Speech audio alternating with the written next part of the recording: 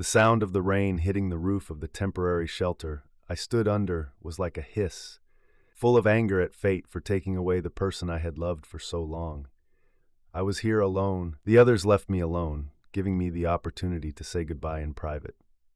Two workers stood a little further away, allowing me the illusion of privacy. The coffin was already lowered into the gaping hole, and a canopy protected it from the rain, until the grave was filled in, cutting it off forever from the world above. Now alone I let the tears flow. I cried with grief for the person who understood me, who supported me and gave me my life back. I will miss this friendship, the company, and the love that was given to me without regard for anything for so long. Tears flowed, and in my thoughts I replayed over and over again the moments of our life together, all the wonderful gifts that she brought into my destiny.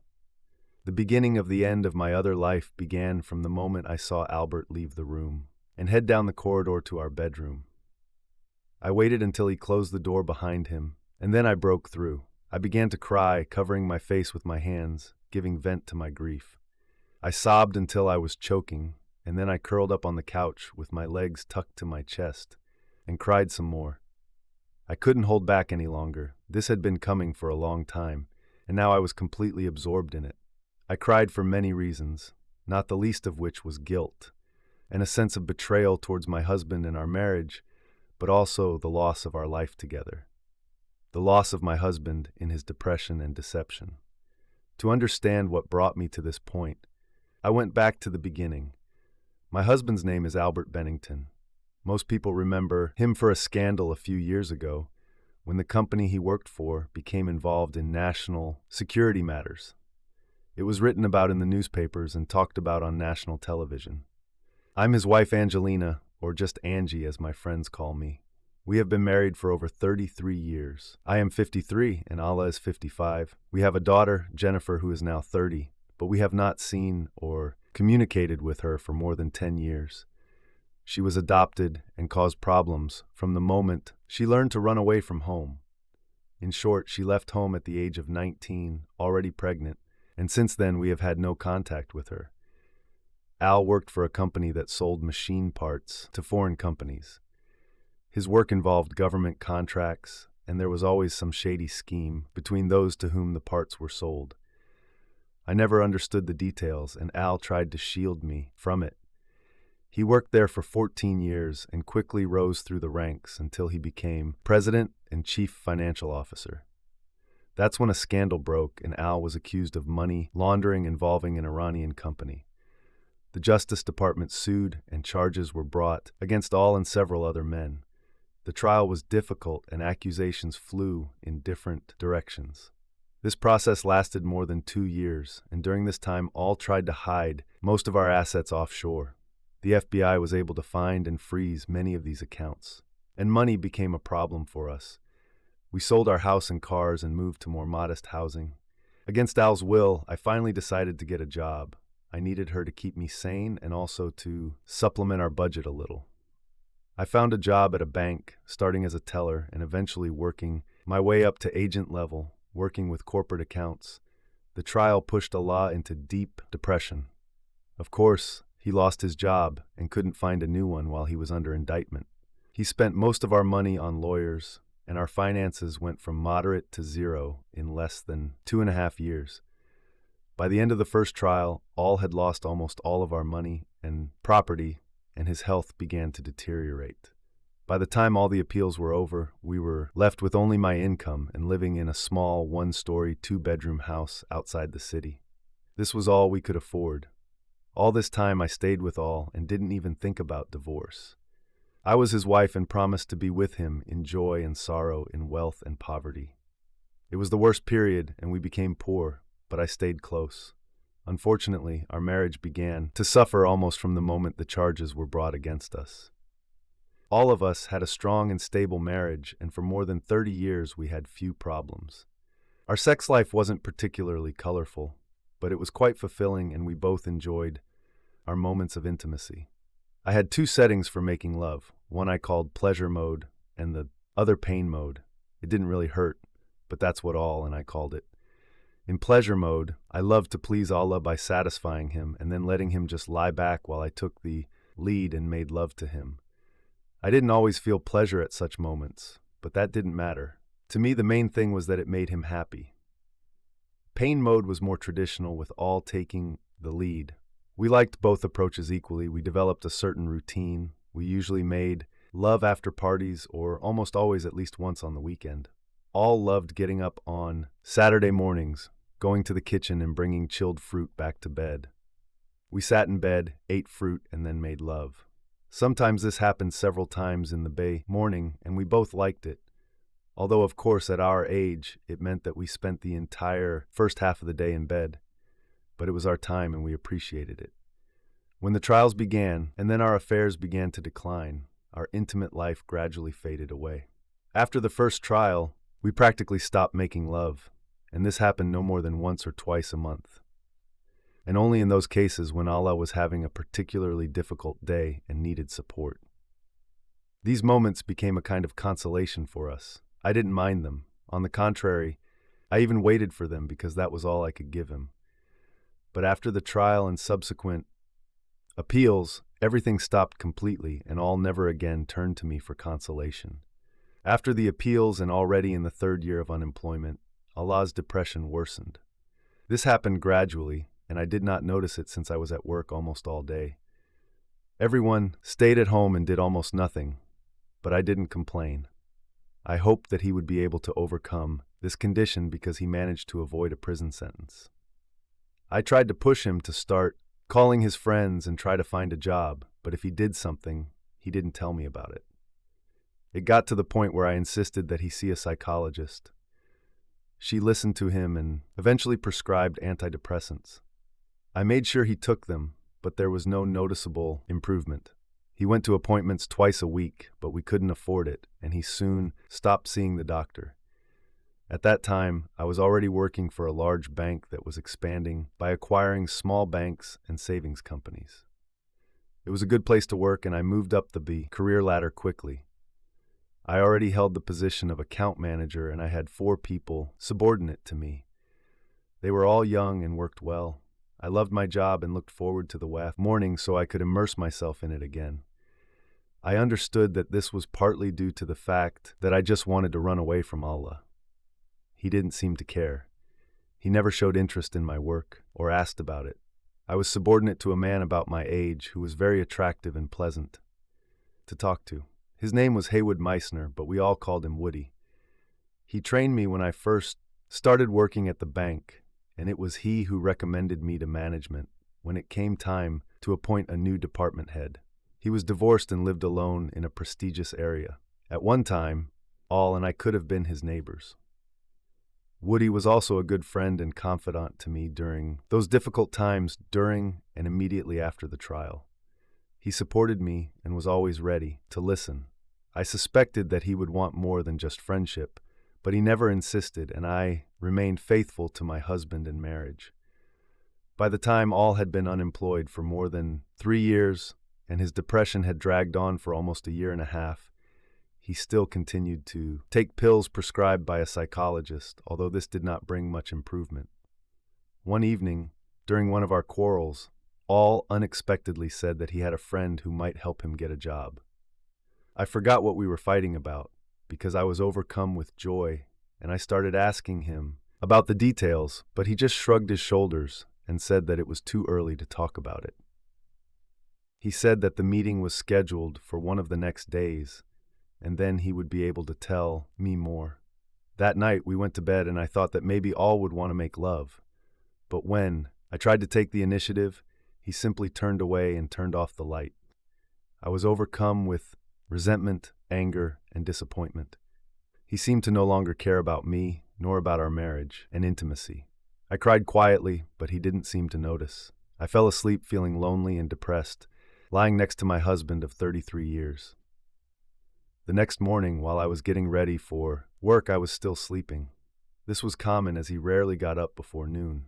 I woke him up to see how his meeting was going, but he just muttered that it was scheduled for late before rolling over and covering his head with the pillow. I left him alone, finished getting dressed, and went to work. I usually ate breakfast at a diner near the bank because they never cooked breakfast. As I was finishing my coffee, Woody walked into the diner and noticed me. He came up and suddenly asked if he could join. This surprised me since I had never seen him here before, and he had never even invited me for a cup of coffee before. I said that, of course, he could sit down, and he sat down opposite me. I saw you sitting alone and thought we could spend a few 3 minutes together before work. We hardly see each other outside of work. I hope you don't mind. Of course not, Woody. You are very helpful. I just need the company of a friend right now. Trouble in paradise. I hope all is well. Allah is the problem. Life with him is far from heaven. Yesterday I was hoping he might have some hope, but I'm afraid he just made up a story about a possible job to get me to stop pressuring him. Woody and I talked for the next 15 minutes until it was time to go to work. Rising from the table, he extended his hand to me and I shook it. I'd like to continue this conversation if you don't mind. How about dinner tonight? I was stunned and didn't know what to answer. I looked into his eyes, but saw only friendliness and care there. For some reason, this gave me confidence, and I agreed. We agreed to meet after work and walk to a restaurant a block from the bank. That way we wouldn't have to worry about cars. I returned to work in high spirits, telling myself it was just dinner with my boss and a friend who wanted to support me. I barely saw Woody for the rest of the day and had lunch with one of my subordinates. We went to the same diner where I usually had breakfast and just talked about small things, until I mentioned my upcoming dinner with Woody. My colleague immediately perked up and started questioning me. Well, spit it out. What's happening? Woody is such a nice man. I would give anything to date him. Is this serious? Tell me everything. It's just dinner, and we're just going to continue the conversation we started at breakfast. He is simply showing friendly attention and nothing more. I'm married, and he knows about it. So you already had breakfast together. Good girl. I know he's interested in you. You should have noticed the way he looks at you when you're not looking. It's a shame he doesn't look at me like that. Frankly, her words surprised me. I'd never thought of Woody in that way, and I certainly hadn't noticed him looking at me in any particular way. But now this thought made me slightly nervous. I may not have thought about it before, but now stop such talk. He's my boss, and that's all. We'll just have dinner, and then I'll go home. That's it. But I was no longer so sure of it. We finished lunch and returned to the bank. But now I began to pay attention to Woody and noticed that he actually glanced in my direction several times. I decided I was being stupid and tried not to think about it for the rest of the day. Since I'm a department manager, I worked until 4:30 p.m. and was usually one of the last to leave the office. That evening, knowing that we had dinner, I stayed a little late, finishing my work only by 17:30. Before I left, I called home to tell all that I would be late. The phone rang, but no one answered, so I left a message on the answering machine, thinking he would listen to it later. I finished work, freshened up in the break room, and walked towards Woody's office to find him. Are you finishing already? I can go when you're ready. Give me another 10 minutes and we can go. Come in and wait until I finish. He invited me into his office, and I sat down on the sofa, looking around his cozy office. I watched him while he made some calls and worked on the computer. This time I realized that I looked at him as a man, and not just as my boss. I was pleasantly surprised, wondering what he might be like outside of work. I was lost in thought, but his voice brought me back to reality. Hello, you are somewhere far away. What are you thinking about? Of course I couldn't tell him the truth, so I made a meaningless comment about work. She stood up and followed him as he left, locking the door. We went to a restaurant together, and I started to relax and enjoy his company when we were seated at a table. Dinner went well, and I completely forgot about all my problems while listening to Woody talk about his life. He shared with me the story of his marriage, ex-wife, and children. He and his wife separated quite peacefully. His children are already adults, so there were no conflicts between them. They got together on holidays and had a good time. He was especially proud of his 2 grandchildren. I asked him why he got divorced, and he simply said they were growing apart. I said I was sorry, but he said that they both knew in advance that sooner or later they would break up, and he had no regrets. Then he asked me about Allah, and I told him about my worries. I spoke to him in a way I had never spoken to anyone else and shared my frustrations and fears. I told him that I was worried that all would not come out of his depression and that I didn't know what would happen to us as a couple. I told him this and much more. I told him about how our intimate life faded away and how everything was before. For some reason, I didn't feel awkward discussing such personal topics with him. It seemed that by saying all this, I was getting rid of a heavy burden, and I felt better. We talked over dinner, and when the main topics were exhausted, we ordered dessert. We took one piece of cake for two and drank coffee. I felt almost in seventh heaven. It was at this moment that my life changed dramatically. Angie, this may not be the best time or place, but I have to say I admire you for everything you've all been through. I know the price you paid, but I also understand that it made you stronger. Thank you, Woody. It was a blessing that you listened to me and allowed me to share my pain with you. I really appreciate it. You're welcome. But I did it for my own reasons. I really like you as a woman, and I have been watching you for a long time. I find you very attractive. His words stunned me, but at the same time flattered me. I didn't know what to answer, so I just smiled at him and said nothing. I hope I'm not overstepping my boundaries. I don't want you to misunderstand me, but I would like to continue seeing you outside of work. I would like to take you to dinner, to the theater, to dancing, to anything that you might like. Now I was completely confused. On the one hand, I understood that as a married woman, I should not accept his invitation. But given all's condition, I had no other outlet, and Woody was a very pleasant person, and it seemed to me quite reliable. I would like to, Woody, but since I'm married, I need to be sure that all will not mind.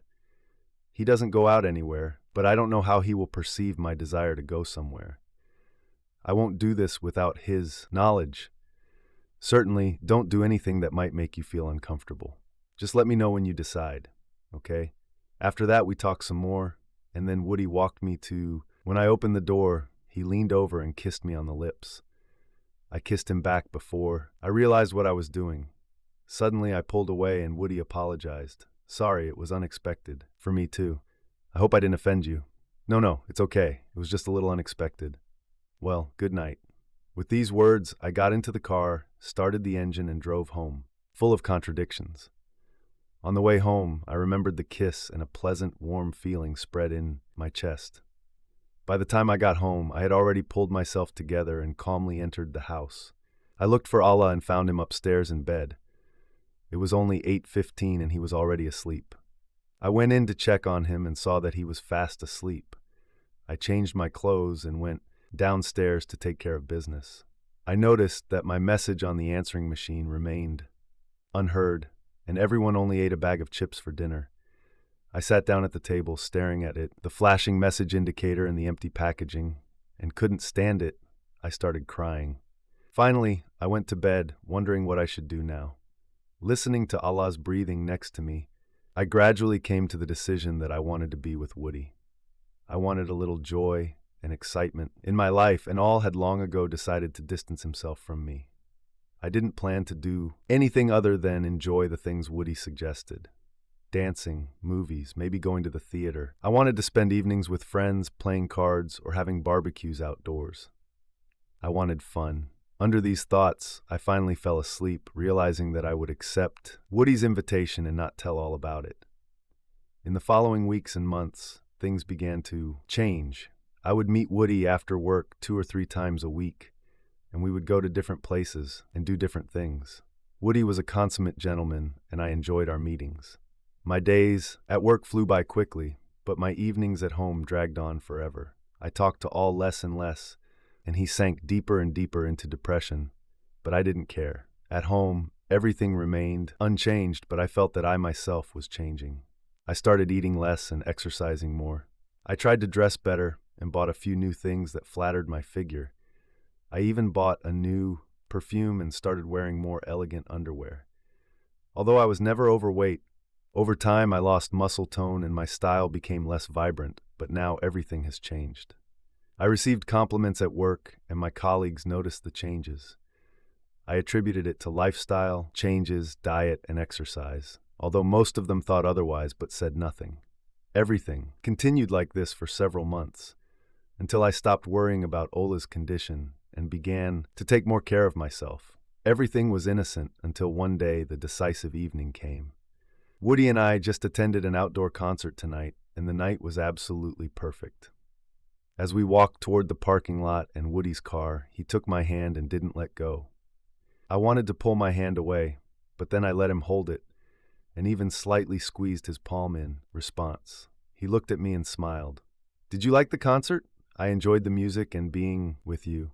It was wonderful.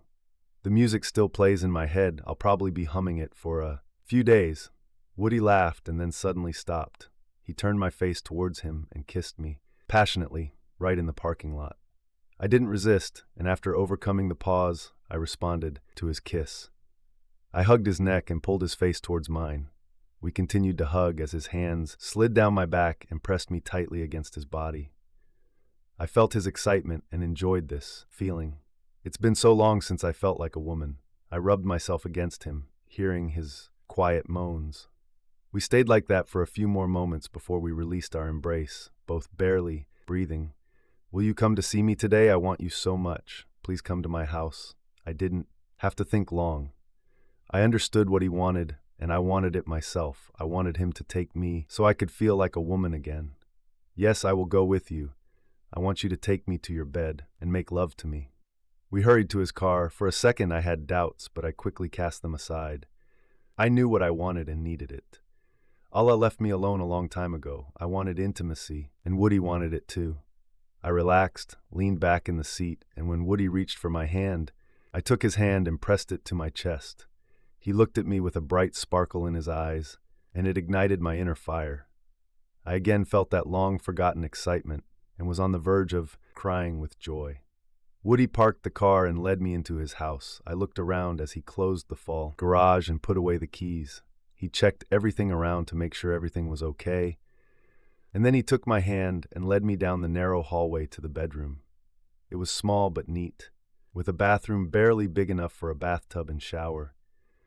I didn't care about the situation. I looked at the bed, walked over to it, and sat down on the edge.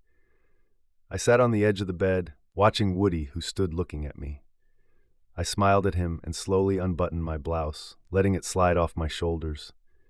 Then she reached for the clasp on the back, and unclasping her bra took it off too, letting it fall to her knees. I leaned back, proudly showing off my breasts. I have always had beautiful breast size 36D. They still looked attractive. Woody looked at me, and I stood up to unzip my skirt. The skirt slid smoothly down. I stepped out of it and out of the shoes, leaving only white satin panties. I put them on especially for this evening, hoping that everything would happen exactly like that. But that's where my courage ended, and I sat down on the bed again, continuing to look at Woody. Woody looked at me while I was doing this impromptu dance for him, and suddenly he realized that he was still fully clothed.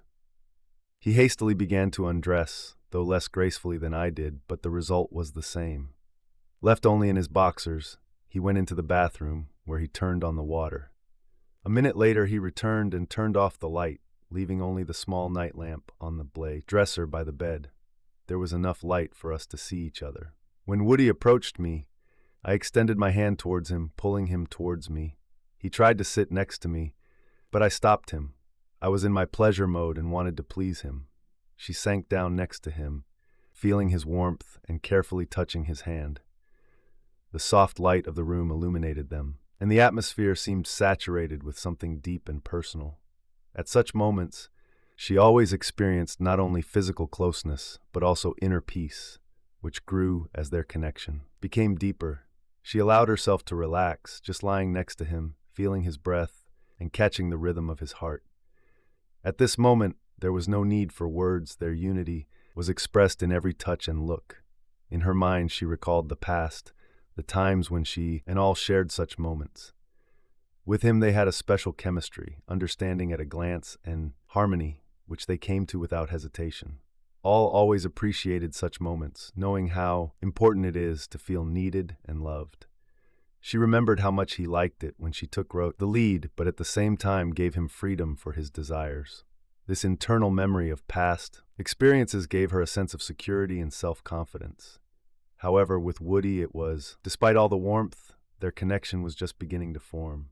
With him, she felt a slight excitement because she was trying to establish a new, unique harmony. His every gesture and glance indicated that he too was learning to catch her rhythm, understanding her more and more with every moment. She caught herself thinking that this feeling discovery of each other had its own special charm. They both had to be patient and flexible as they each had their own experiences and expectations for these moments. As he shifted his position slightly, she noticed that he was taking more initiative, inviting her to follow him. She trusted him, willing to go along with his desires and maintaining warmth and trust in this moment. Their movements were synchronized, and with each passing moment, there was a feeling of calm as each of them gave the other the opportunity to express himself as needed. She realized that every moment they shared was an opportunity to get to know each other better, to feel him more deeply, and to let him understand herself. When it was all over, they just lay there, enjoying the silence that filled the room. She smiled as she felt his hand touch her softly. At that moment, she realized that their journey was just beginning, and every such evening would be another step towards finding the harmony that she valued so much in past relationships. He seemed pleased too. His eyes glowed with warmth, and his facial expression indicated that he had achieved inner peace and contentment. She watched him, feeling how their connection was gradually filled with new meaning and became stronger. At that moment, she realized that this path of their rapprochement, consisting of understanding and care, could lead them to real intimacy, built on trust and mutual respect. After a while, I looked at my watch and realized that it was time for me to leave. It was already past 2:00 in the morning. I showered, got dressed, and finally said goodbye to Woody, leaving him in bed. It was 3:30 a.m. when I quietly entered the house. It was dark and quiet inside, and I thought that all, as usual, was already asleep. I walked into the kitchen, where everything was neat and clean. I sank into a chair, and thoughts of the past evening and intimacy with another man flooded my mind, forcing me to relive moments of passion that, although not what I had imagined, still brought me a feeling of new freedom. I was lost in my thoughts until I accidentally noticed a white note on the table, lying between the salt and pepper shakers. I froze, looking at her, until my gaze focused on the words written in Allah's handwriting. The note said he left dinner in the oven for me. He wrote that it should still be warm, and that he had left some fresh fruit in the refrigerator for dessert. I read the note with confusion, looking around the kitchen again. The oven light was indeed on, indicating that the food was in warming mode. I opened the refrigerator and saw a bowl of chopped fruit, which had already darkened a little from long storage. A strange uneasiness came over me as I looked around again. At what point did I first notice that the house became clean and tidy? I couldn't remember, but now, sitting here, everything became clearer. As I continued to reflect, I realized that I had not had to go grocery shopping for some time. All began preparing full dinners and usually left some food for my return. When I cooked for us, everyone seemed to eat later, and I didn't think much of it. I was so absorbed in my relationship with Woody that I didn't notice these changes when I came home. Everyone never asked me what I was doing, and I decided a long time ago that I would not tell him about it. When did everything change? What's happened? I didn't know, but I felt my stomach begin to clench with fear that had nothing to do with hunger. I assumed that all didn't pay attention to my coming and going. I thought that he didn't care where I was or what I was doing. He and I haven't spoken much lately, but now I'm wondering if it's because I've been home less and less before he goes to bed. This evening is a clear example. It was already after 3:00 in the morning, and I didn't even call to warn him that I would be staying so late. In fact, I haven't told Allure anything about what I'm doing for a long time. How did this happen? Suddenly, I realized that I didn't know the answer. With slight trepidation, I went to the bedroom, not knowing what to expect, but all was fast asleep. He didn't seem to notice that I came so late. Usually he slept so deeply that he did not hear my late returns. But today, as I slid into bed next to him, he suddenly turned to me and said in a sleepy voice, "Did you have a good evening?" and then turned away again and quickly fell asleep.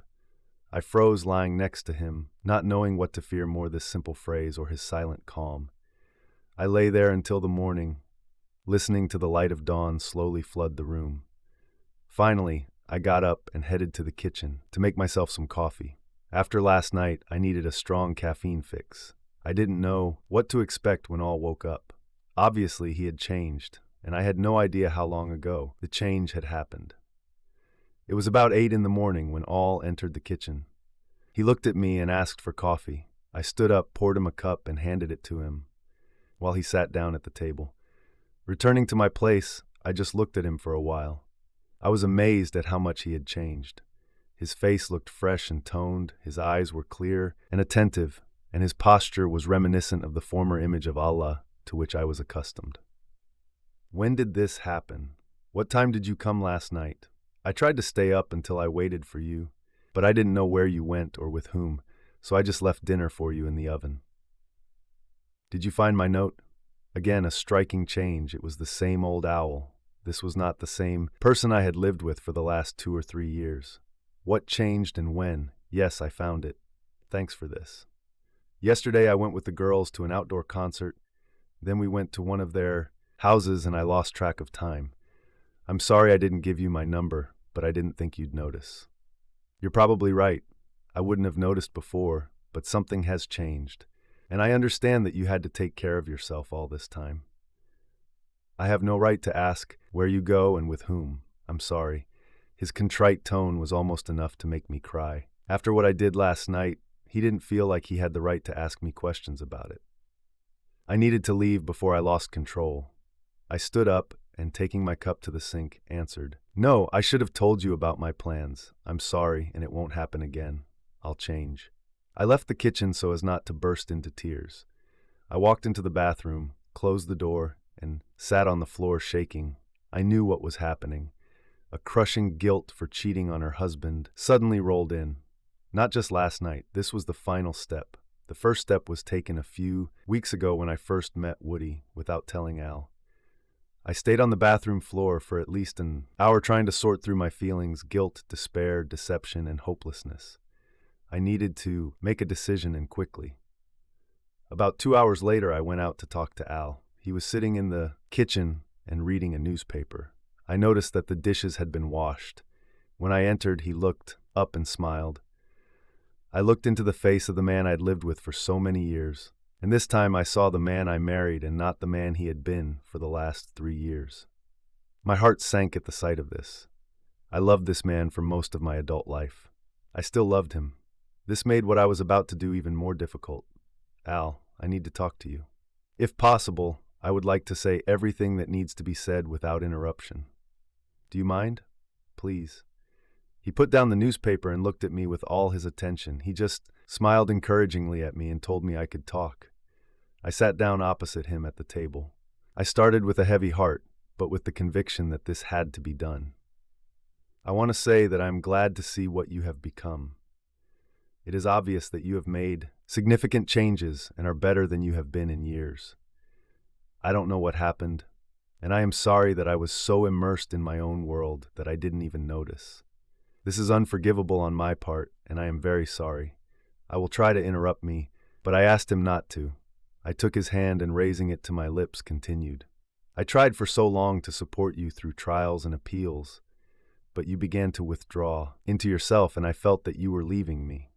I didn't know what to do, but I had a job, I had friends, and I turned to them for support. This was my first mistake. I turned my back on you. About 2 months ago, I started hanging out with Woody, my boss at work. He is divorced and single, and I also felt lonely most of the time. And we started doing things together. We went to plays, movies, sometimes danced and the like. It was always just friendly, and he always acted like a real gentleman. It's not a problem. The problem is that I didn't tell you about it and started trying to hide it from you. I watched Al while I told my story. He didn't seem to be worried yet, and in his gaze I saw understanding and sadness, but not doubt. I wasn't sure how he would react to the next part, but I needed to move on. We went to a concert last night. I know I lied to you when I told you I was going with the girls, but that wasn't the case. I went with Woody. The concert was great, the evening was perfect, and we were so happy after it that when he offered to go to his house, I agreed. I looked up at his face to see how he was beginning to understand where this was going. I continued before I lost my resolve. I spent the night with him, and he loved me. I allowed him, I encouraged him myself, and did with him what I had only done with you before. I'm really sorry I did this, and I'm sorry I had to tell you about it. I was unfaithful and betrayed our marriage. I'm sorry. Now that it was said, I felt relieved. I didn't know what would happen next, but I had to tell him. This was my husband, and I knew I loved him just as much as I did before he got sick. I was scared of what might happen, but I had to tell him the truth. Albert didn't say anything when I finished. He looked at me sadly, and I saw tears begin to well up in his eyes, but he remained silent. He seemed to want to say something, but couldn't find the words. Finally, he got up from the table and left the kitchen, walking along the corridor to our bedroom. That's how I ended up in this situation. I did something unthinkable. I cheated on my husband, who left me alone with his depression, and I did it of my own free will.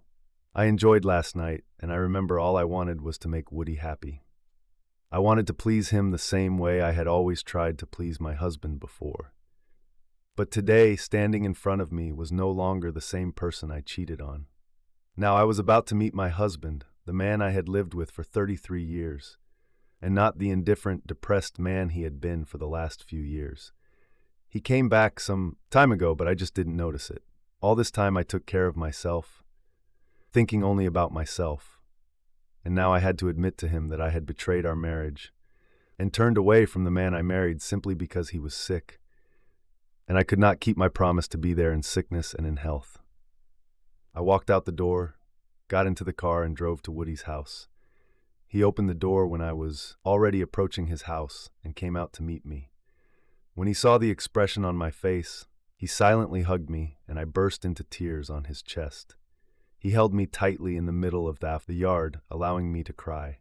I cried so hard that I was shaking, but he didn't say a word. He was just waiting for me to calm down so I could tell him what happened. He didn't even blink when I said I confessed to all about what happened last night. He just let me talk. He asked me what I was going to do. I honestly answered that now everything depends on my husband. I told him that I loved Al as much as ever, and that the thought of losing him scared me to death. I admitted that I didn't know what I would do if Al left me. He listened carefully and then said something I never expected.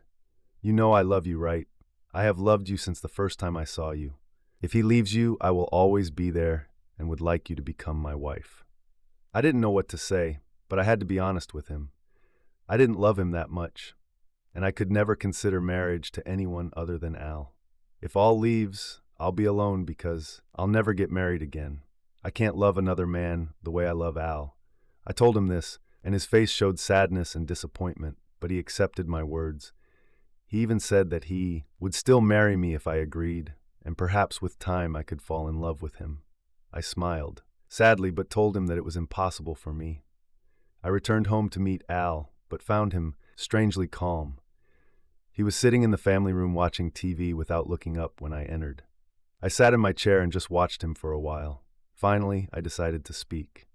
Don't you want to tell me anything? Aren't you mad at me for what I did? I won't blame you if you want to yell at me and tell me how stupid I am. I just need to know how you feel right now. I don't know what I feel. Yes, I'm angry, but I also understand the incredible pressure you've been under these last 3 years. If you need someone else, I can understand that. It hurts, but I understand. But I had no excuse for what I did. I made a promise to you 33 years ago, and I had to find the courage to either keep it or say I wanted to leave. I did neither one nor the other. I'm ashamed of what I did, and I don't expect you to forgive me. I can't forgive myself. You shouldn't think like that. I pushed you to do this. I know this and accept the blame. You are a wonderful woman, and I'm not surprised you found someone else. You don't understand. I haven't found anyone else. I found you again, and you are all I need. I love you more than my own life. Woody was just a reminder of the woman I once was, the woman you married. I can't explain why I let it get this far.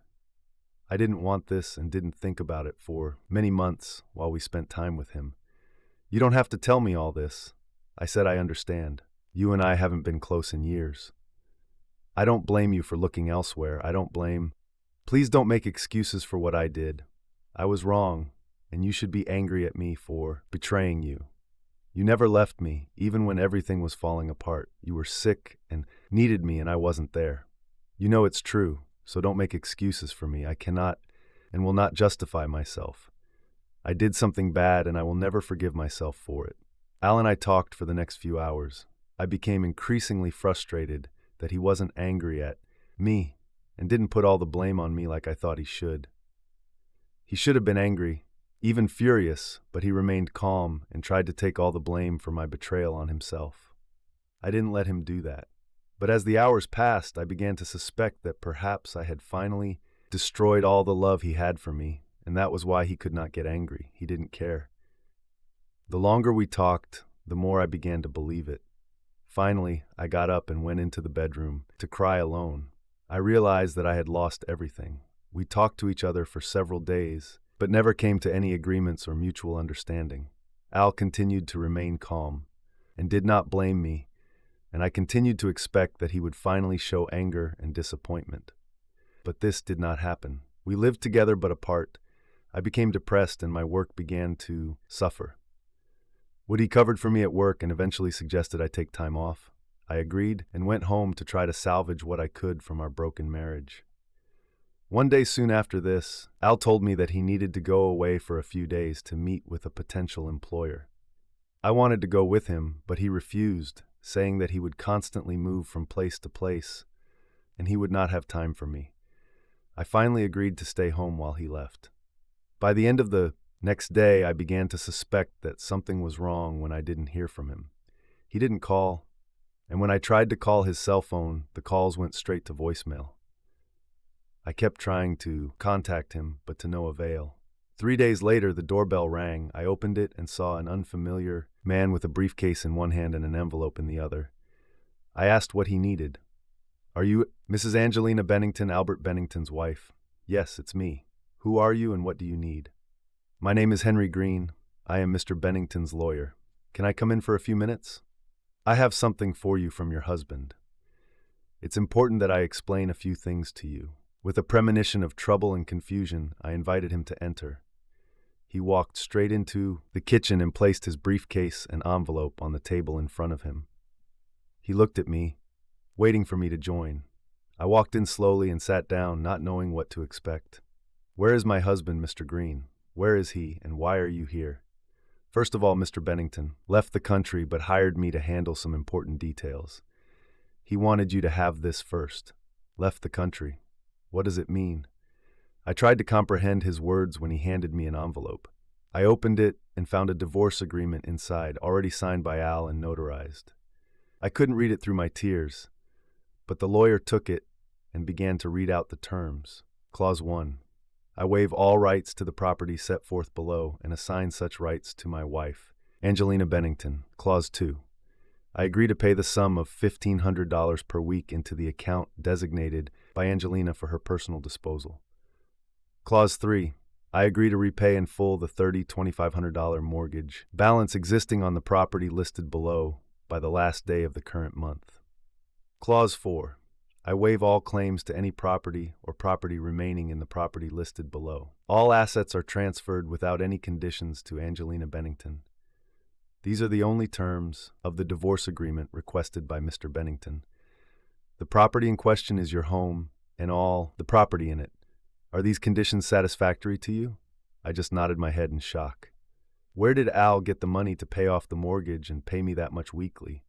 I was confused and completely depressed. Mr. Bennington entered into an agreement with the federal government to provide information about certain transactions in exchange for access to his foreign accounts.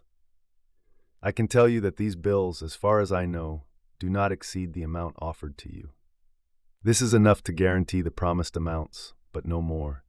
He then opened his briefcase and handed me several photographs of me and would he take in his apartment the night I betrayed our marriage. I looked at them in horror. How were they made and who made them? The photos were so close that the photographer should have been standing right next to us, but I knew that was impossible. Many of the pictures showed me in revealing poses. I looked up at the man watching me. His face remained serene and neutral. Mr. Bennington asked me to give them to you and tell you that the negatives have been destroyed. You now have all existing copies. If you're wondering how they were made, the cameras were mounted in a photo frame sitting on Mr. Massoner's dresser. It was established as part of surveillance of you and Mr. Bennington. Since you yourself told him about your betrayal, Mr. Bennington did not consider it necessary to save these photographs. Finally, Mr. Bennington asked me to give you this disc. It's sealed and I don't know what's on it. It is meant only for you. If you need to contact me regarding any issue, or if you need anything not covered in the agreement, please call me at this. With these words, he handed me a business card, closed his briefcase, and said that he would come out himself. He left me there alone with a ruined life and a broken marriage. I sat in the kitchen looking at the photographs scattered on the table, depicting me as the depraved woman I had become that night, and at the divorce papers that resulted from my behavior. I couldn't understand what had happened to my life. I knew what I had done, but never in my wildest dreams could I have imagined the consequences I would reap. I couldn't immediately look at what was on the disc. I needed to do something to keep myself from going crazy. I ran out to the car and just drove around the city for several hours. I had no purpose, no real friends other than Woody, and no one I could trust. I was completely alone, and now I realize it. A few hours later, I returned home, not knowing what to do. I parked in the driveway, but couldn't bring myself to get out of the car. I sat there for a long time, but in the end, I realized that I couldn't put it off any longer. I entered the house to finally listen to the disc and hear Al's last words. I made myself some strong coffee, brought out the CD player, and set it on the kitchen table, the table where Al and I had discussed so much. The same table that had the little note on it when Al came back to me. He prepared dinner for me. I realized this too late. I turned on the disc and heard Al's voice. "Angie, by now you know I left, but I didn't leave because of what you did. I left because of what I did. I have caused you so much pain these past few years. I have brought you humiliation, despair, and grief and abundance. I understand this now, but I realized it too late. I'm so sorry I did this to you." For a long time, I was reluctant to tell federal agents what they wanted to hear, out of a twisted sense of loyalty to people who didn't care about me at all. They only cared about profit, just like me. But by pursuing their interests, I harmed you in our marriage and forgot that my first loyalty should have been to us. I finally realized it one day about 2 weeks ago when I woke up late in the morning after you left for work. I spent most of the day just sitting there feeling sorry for myself and wanting to talk to you. I was waiting for you to come home, but I fell asleep in the living room and slept through dinner. You came in, made yourself something to eat, but apparently went out again, so when I finally woke up, you were no longer there. I waited for you all evening, but as usual, I went to bed so early that I was already asleep when you returned. The next morning, I realized that the whole day had gone by, and I still hadn't seen or talked to you. This may have happened before, but I was so consumed with self-pity that I didn't even notice. That's when I decided to change my life. The next morning, I called the prosecutor's office and offered to cooperate with them in exchange for help in returning to normal life. They referred me to a psychotherapist, and I started working with him. I stopped taking my medication a while ago, but you didn't know about it. This time I stayed with them, and because I was desperate to change my life, I quickly began to make progress. You didn't know anything about this because you were usually out in the evenings. When I was able to function normally, again, I made certain arrangements with the agents to allow me access to some of my accounts, as long as I gave them the information they needed. We worked together to prepare the terms that Mr. Green announced to you along with this disc. At this point, I paused the recording to comprehend what I heard. Everything he said was news to me, and I did not know what he was hiding from the authorities. All this time, he could have cooperated with them, and then our lives would have been completely different. I was filled with anger when I finally understood what he was talking about. I wanted to know more. I turned the recording back on. I didn't take the photos you have now. They were taken during routine monitoring of us. They always knew who you were with and who I worked with. I didn't know or even suspect anything until they spoke to me a couple of weeks ago and said they had been following us for a while. These photographs were given to me just a few days ago, but since you yourself had already told me about your affair, I had no interest in these photographs. I didn't even look at them in case you were wondering. I insisted that they be destroyed, and they agreed since they were not interested in your affairs. I started noticing that you had a life that I knew nothing about almost immediately after I started taking my medication back and working with a therapist. You were rarely at home. In the evenings, you started dressing differently, playing sports. Everything about you became new and different. While discussing this with the doctor, I gradually realized that you had already moved on and found someone else. At first it hurt, but I soon realized that I had gone too far and that you had waited for me too long. I came to my senses too late to save our marriage. I lost you, and I needed to come to terms with it. This was the price I had to pay for my misguided loyalty. As I gained more control over my life, I gave the government everything they wanted and more than they expected. They allowed me to make financial transfers to pay off the mortgage and pay your child support. I didn't ask for more and didn't need it. I wanted you to have this so you wouldn't worry or have financial difficulties. I hope this is enough. Finally, I know that I scared you away and destroyed our love. I don't blame you for finding solace elsewhere, and I hope you found what you were missing with me. I realized that I had to leave, to let you move on with your life. I wish you happiness and prosperity in the future. Please, don't blame yourself for what you did. You have no reason to do this.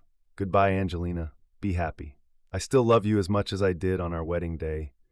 I am very sorry that I ruined everything we had, and I hope you can remember our happy moments and think about me without bitterness.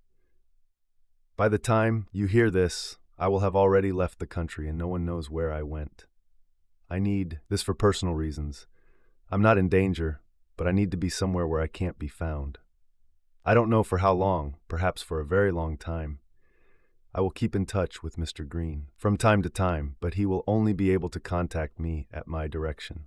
There is no need to try to convey anything to me through him. He is instructed not to accept anything from you. This is for your benefit, not mine. Try to understand if you can. The recording ended there, and all my worst fears came true. I went into the bedroom and lay down on the bed that my husband and I would no longer share and sobbed until the tears dried up. I lay there until it got dark, and then I just took off my clothes and crawled under the covers. I finally fell asleep and woke up late the next morning. I listened to the disc over and over, trying to find some hint of hope, but there was nothing there. I studied the divorce papers, hoping to find something encouraging in them, but nothing. I was starting to believe that all I could do was accept what my life would look like now, but I couldn't accept it. I started making First of all, it was clear to me that Al still loved me even after what I had done. He left because he loved me and wanted to set me free. He didn't know that I didn't love Woody and that I didn't need anyone but him, my Al. I could never love Woody, and I would never marry him or anyone else. Al didn't understand it, and I needed to tell him about it. Besides, I needed to explain to him that it was not his fault. Yes, he made mistakes and did things that hurt our marriage, but he never betrayed me or our relationship. He never sought solace on the side. I was the one who broke my promises to be with him in difficult times. Al did not leave me even when he was deeply depressed. He was always at home with me. He never asked more of me than I could give. But when he needed me most, I wasn't there. And finally, he needed to know that I didn't blame him for what happened. I did not try to justify my behavior by referring to his condition. I realized that I was looking for opportunities to please Woody, just as I had once happily tried to please Al. It always brought me happiness to make all happy and to see him enjoy himself. I received joy not just from closeness, but from the fact that I could bring him joy. That's what I tried to recreate, with Woody, to re-experience the joy that comes from being happy with someone you love. I knew it wasn't easy to understand, but it was true. Al would understand if I could only tell him. The next morning I called Mr. Green and made an appointment with him the next day. I wanted to start with him, even though Al had made it clear that Green would not accept any messages for him. It was okay. I just needed to start somewhere.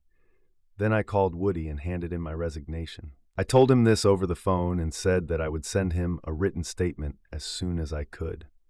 He tried to dissuade me and offered to meet, but I refused. I told him that it was over between us and that I had the utmost respect for him. He was kind to me and tried to respect my marriage as much as possible, but I myself made it impossible. It wasn't Woody's fault. Finally, I turned to a private investigator named Clive Owens. I had 2 tasks for him, and we met on the same day. I gave him in advance and agreed on an amount that I could afford to pay. He promised to do everything he could within my budget, and I gave him all the information I had. He was pleased and said it gave him a good start. By the end of the day, I felt much better. I began to take steps to save my marriage to the man I loved with all my heart. I wasn't going to give up without a fight.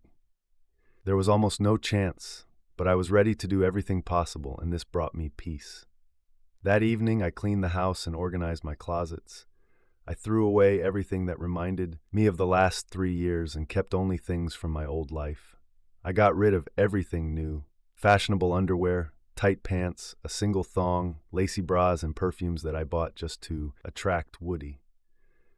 Now I remembered with horror how I bought these things, realizing that this was the first step towards betraying my husband. Al called it cheating, and although at first I thought he was wrong, I have now reconsidered. It really was a betrayal that began with those things that I acquired precisely for this purpose. This realization again plunged me into deep sadness, and I spent the rest of the day in a state of depression. The next morning when I woke up, I remembered my shame, but I also remembered the upcoming meeting with Green, and this restored my resolve. I made a huge mistake and I've already paid for it.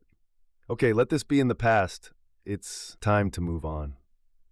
I spent the morning writing down my thoughts and feelings, my reasons for what I did, my love for my husband, and my promise to wait for his forgiveness while remaining his wife.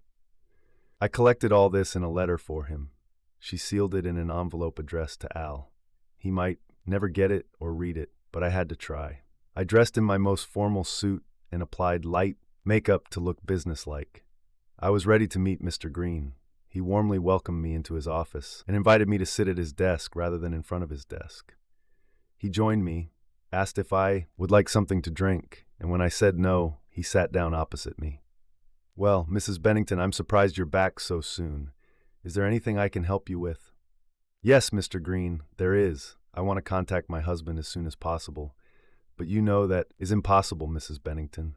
Mr. Bennington has instructed me not to convey any messages from you to him. He said that you know about this from the disc that I gave you." "I know what was on that disc, Mr. Green, but I don't care. You have to understand that I will not sit back and watch my marriage fall apart. I will find him, and if you don't help me, I will find someone who will. It's your right, Mrs. Bennington, but I can't help you. I'm really sorry I can't do anything for you." So far the meeting has gone as I expected. I decided to try a different approach and see what happens. In that case, I will use the money Al gives me and hire a lawyer to file a lawsuit against you as my husband's representative. I will contest the divorce. I noticed that I had caught Mr. Green's attention. He thought about my words and seemed to have made some kind of decision. All I can do is notify Mr. Bennington of your position. Honestly, I don't know when I'll be able to do this, because I don't know where he is now. He contacts me himself, not the other way around. If it doesn't suit you, do as you see fit. I expected such an answer, because that's exactly what Al said in his message. I will wait until you can contact him. When you do this, I want you to give him this envelope. Until then, I will agree to the terms, but it will be temporary until I hear an answer. Do we understand each? Mr. Green stood up and shook my hand. He assured me that he would convey my position to my husband at the first opportunity. He really didn't know when it would happen, and I believed I knew all well enough to know he wasn't bluffing. I returned home to my empty home and started calling my friends. I needed to find a job, and the sooner the better. Money wasn't a big issue, but health insurance was. I contacted 3 people I knew from other agencies in the city and arranged 2 interviews in the coming days. I updated my resume and prepared to re-enter the job market. Over the next 3 months, I found a job at a large credit card company in an entry-level position. This suited me. I had a lot of free time and not many responsibilities. And with the money Al sent me, I didn't need much. I worked with 7 other men and women, and we got along well. I became friends with several women, especially one of them, Mary, an older woman who was divorced. Like me, we shared our stories, as women often do, and Mary was very sympathetic. Her story was much simpler. She and her husband simply fell out of love with each other, and having no children, decided to leave. She kept the house after the divorce and had some savings, so she worked mainly for insurance benefits. She liked to be free.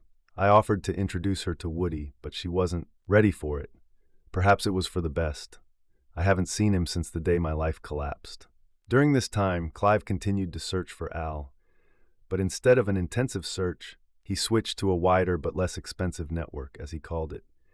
He was tracking all of Al's credit cards, his social security number, and a few other documents that I gave him, and he said that sooner or later, if Al was in the country, he would find the trail. It didn't cost me too much, and so the search continued. On the second question, he was more confident. He had requests and expected a response for months. Again, it was within my budget, and I was happy with it. Around this time, Mr. Green called and said that he had given my envelope to Al, but there was no answer. He assured me that Al had received the letter, and I thanked him and continued to wait. 2 years passed without much change. I worked my way up the ranks of the company where I worked, and was soon earning enough to consider expanding my search. I thought about hiring another private detective, but mine said that if it was only about money, he would have told me, so I kept waiting. During this time, Mary and I became very close friends, and often spent time together outside of work. One day she invited me to move in with her, since she still had the house in which she lived. Before the divorce, a 4-room, 2-story house in a very good area. She said she wanted to keep the house, but he was too lonely with her alone. I would have my own bedroom with a bathroom. I said I'd think about it if she would let me pay the rent. I weighed everything and decided to accept her offer. I could sell my little house and never return to a place where every room reminded me of a bygone past. The house was filled with painful memories at the most unexpected moments. It seemed that if I got rid of this house, I could get rid of these ghosts. So I sold the house and moved in with Mary. Mary and I were getting along quite well together, and things seemed to be starting to work out. One day, Clive called me and said that he had information on the second issue that we had agreed on. He said he had prepared a full report, and I could look at it before deciding what to do next. The next day, I came to his office to pick up the report and discuss the results. He said some clues have started to emerge that may indicate that Al is starting to get in touch again. According to Clive, Al had a source of funds that he carefully concealed from the authorities, and perhaps now he was trying to stall for time. I left his office with cautious optimism for the first time in 3 years. That night I told Mary what I had learned, and she left me alone so I could study the report in peace. It was a full account of my daughter Jennifer, who was almost 30. I haven't seen or spoken to her since she was 18, the day she left. According to the report, she lived in a small trailer in a town 3 hours away. She worked on an assembly line in a small factory and lived with her daughter, a 10-year-old girl. It was reported that Jennifer's husband had died, and she had no permanent men. She was not prosecuted and had no problems with the law during all the years she lived there. The report said she moved into the trailer 5 years ago and has been working at the plant for the same amount of. Before that, she lived in another state, but there were no problems there either. I reread the report several times to make sure I didn't miss anything. It seemed that Jennifer had finally settled down and was raising my granddaughter alone. She was stable and had no troubles. The report also included the address, phone number, and name of her daughter, Angelina. When I saw this, my heart sank. Jennifer seemed to remember us when her daughter was born. Al and I didn't even know we had a granddaughter. That night I spoke with Mary, and she encouraged me to contact Jennifer and try to get to know her granddaughter. I wanted to do it myself, but I was afraid. I remembered what Jennifer was like and knew that if meeting her brought the same old pains, it would break my heart. But now I was alone and understood that I had to try. Mary offered to go with me, and we agreed to set off on Saturday morning. According to the report, Jennifer worked the day shift Monday through Friday and had days off. The trip was uneventful, despite my nervousness, and we stopped at a gas station just 3 blocks from her trailer. I walked over to the payphone while Mary held my hand. The phone rang twice, and a young girl answered, "Hello, this is Angie." Out of excitement, I couldn't say anything right away, but I finally found the strength to speak. "Hello, Angie. Is Mom home?" "Yes, at home. Can I find out who is calling?" "Just say it's someone from her past. Maybe she doesn't remember me." I heard the girl cover the microphone with her hand and call her mother. I waited, my anxiety growing with every second. "It's Jenny. Who is it?" "Jennifer, this is your mom. I'm at Temple and would like to meet you." There was silence on the other end of the phone, and my heart sank in my chest. Maybe she won't want to see me and the trip will be in vain. I felt that if she refused, my heart would break. Seconds passed, and it seemed to me that she would not want to see me. "Sorry, I was just in shock. Of course, I would like to see you and introduce you to Angie." "How far are you? How soon can you arrive?" "Oh, Mom, how I want to see you." My heart jumped and my stomach flipped. "Everything will be all right. I'm only a few blocks away. I can be with you in a couple of minutes. And by the way, my friend is with me. I hope this won't interfere. Bring her, of course." "No problem. Please come quickly." We drove up to her house, and the meeting turned out to be even better than I could have hoped for. Jenny was a completely different person, beautiful, smart, and a wonderful mother to Angie. She became a woman with a sad face and eyes that were mature beyond her years. She had long black hair and dark brown eyes like her father. Angie was almost indescribable tall for her age, beautiful like her mother, but with green eyes and a thick head of red hair that she probably inherited from her father's side. She was very smart and was immensely glad that she had a grandmother. She had always dreamed of a grandmother, and now she had her own. We spent the whole day with them, and they accepted Mary and me without any doubt. I was happy that I found them. We returned home that night, promising to see each other again the following weekend. Later in the week, it was Mary who suggested that we invite Jenny and Angelina to move in with us. I didn't even think about it, but Mary brought it up herself. I asked what Jenny would do about the job, and Mary assured us that we could find her a job closer to us. We could place her in our office, where we both worked since there were vacancies there. I liked the idea and called Jenny the next morning.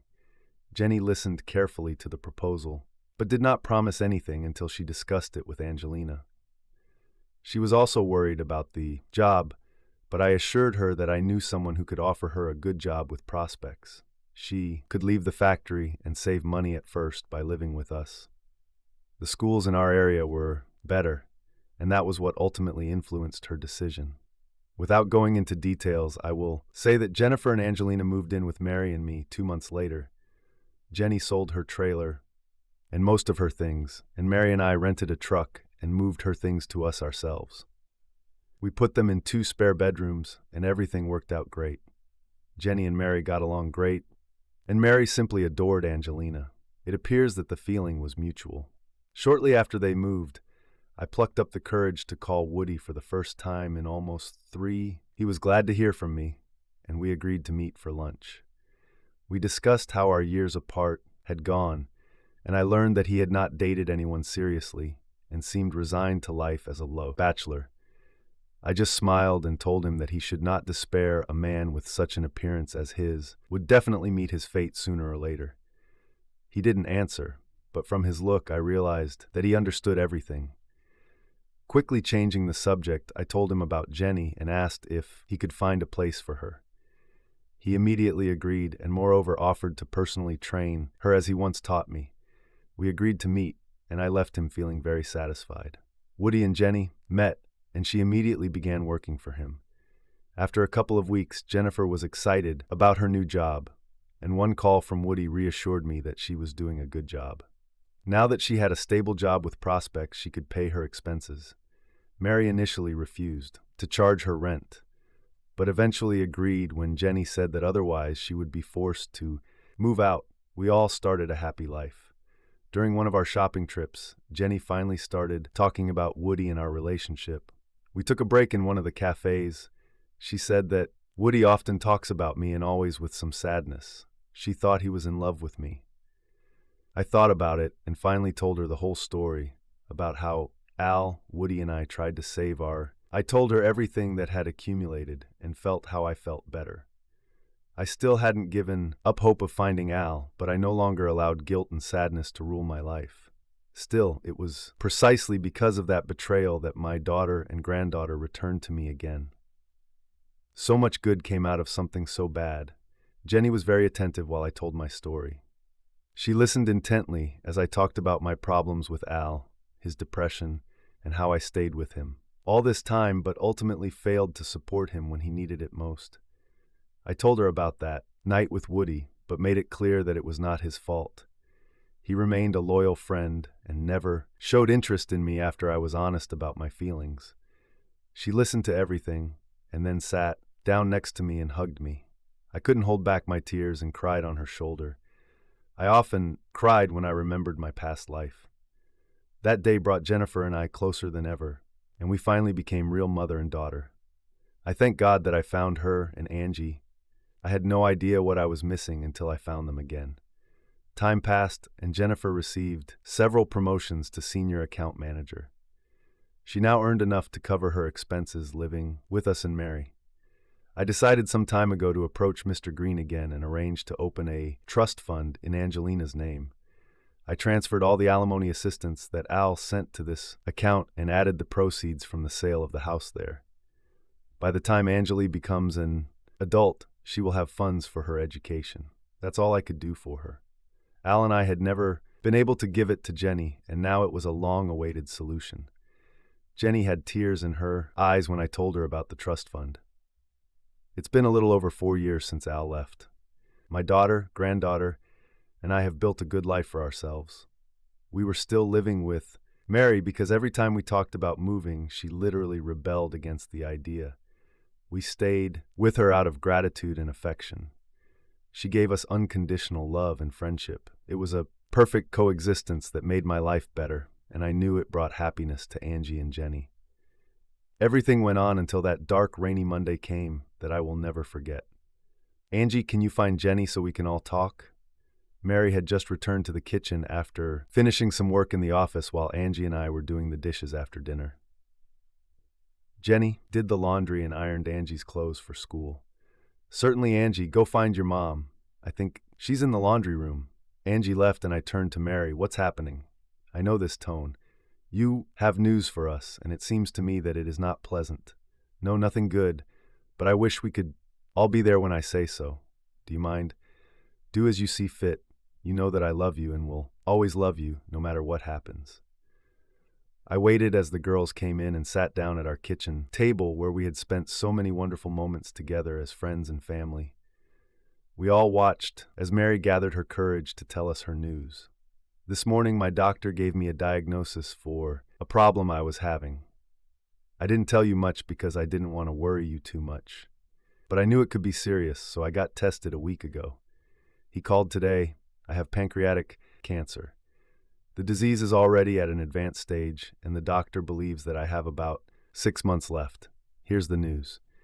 This is how our wonderful little universe began to crumble. Jenny and I looked at each other, and tears sparkled in our eyes. Angie jumped up and ran out of the room to deal with her grief in her own way, the way little girls do. She'll come back when she's done with it. Jenny and I were less fortunate. We knew that the real world had come for us and caught up with us. From now on, our lives will be dedicated to making Mary comfortable and happy. There was nothing to discuss. We knew it and told Mary. She tried to object, but not too forcefully. The three of us talked until late at night, discussing everything related to care, medications, nutrition, and final wishes. This was a difficult conversation, but a necessary one, and we were going to stick it out. Mary was the strongest of the three of us, perhaps because she had time to come to terms with her diagnosis. We had to catch up with her. Angie went to bed and never came back that night, but she could handle it. Over time, the disease weakened Mary more and more.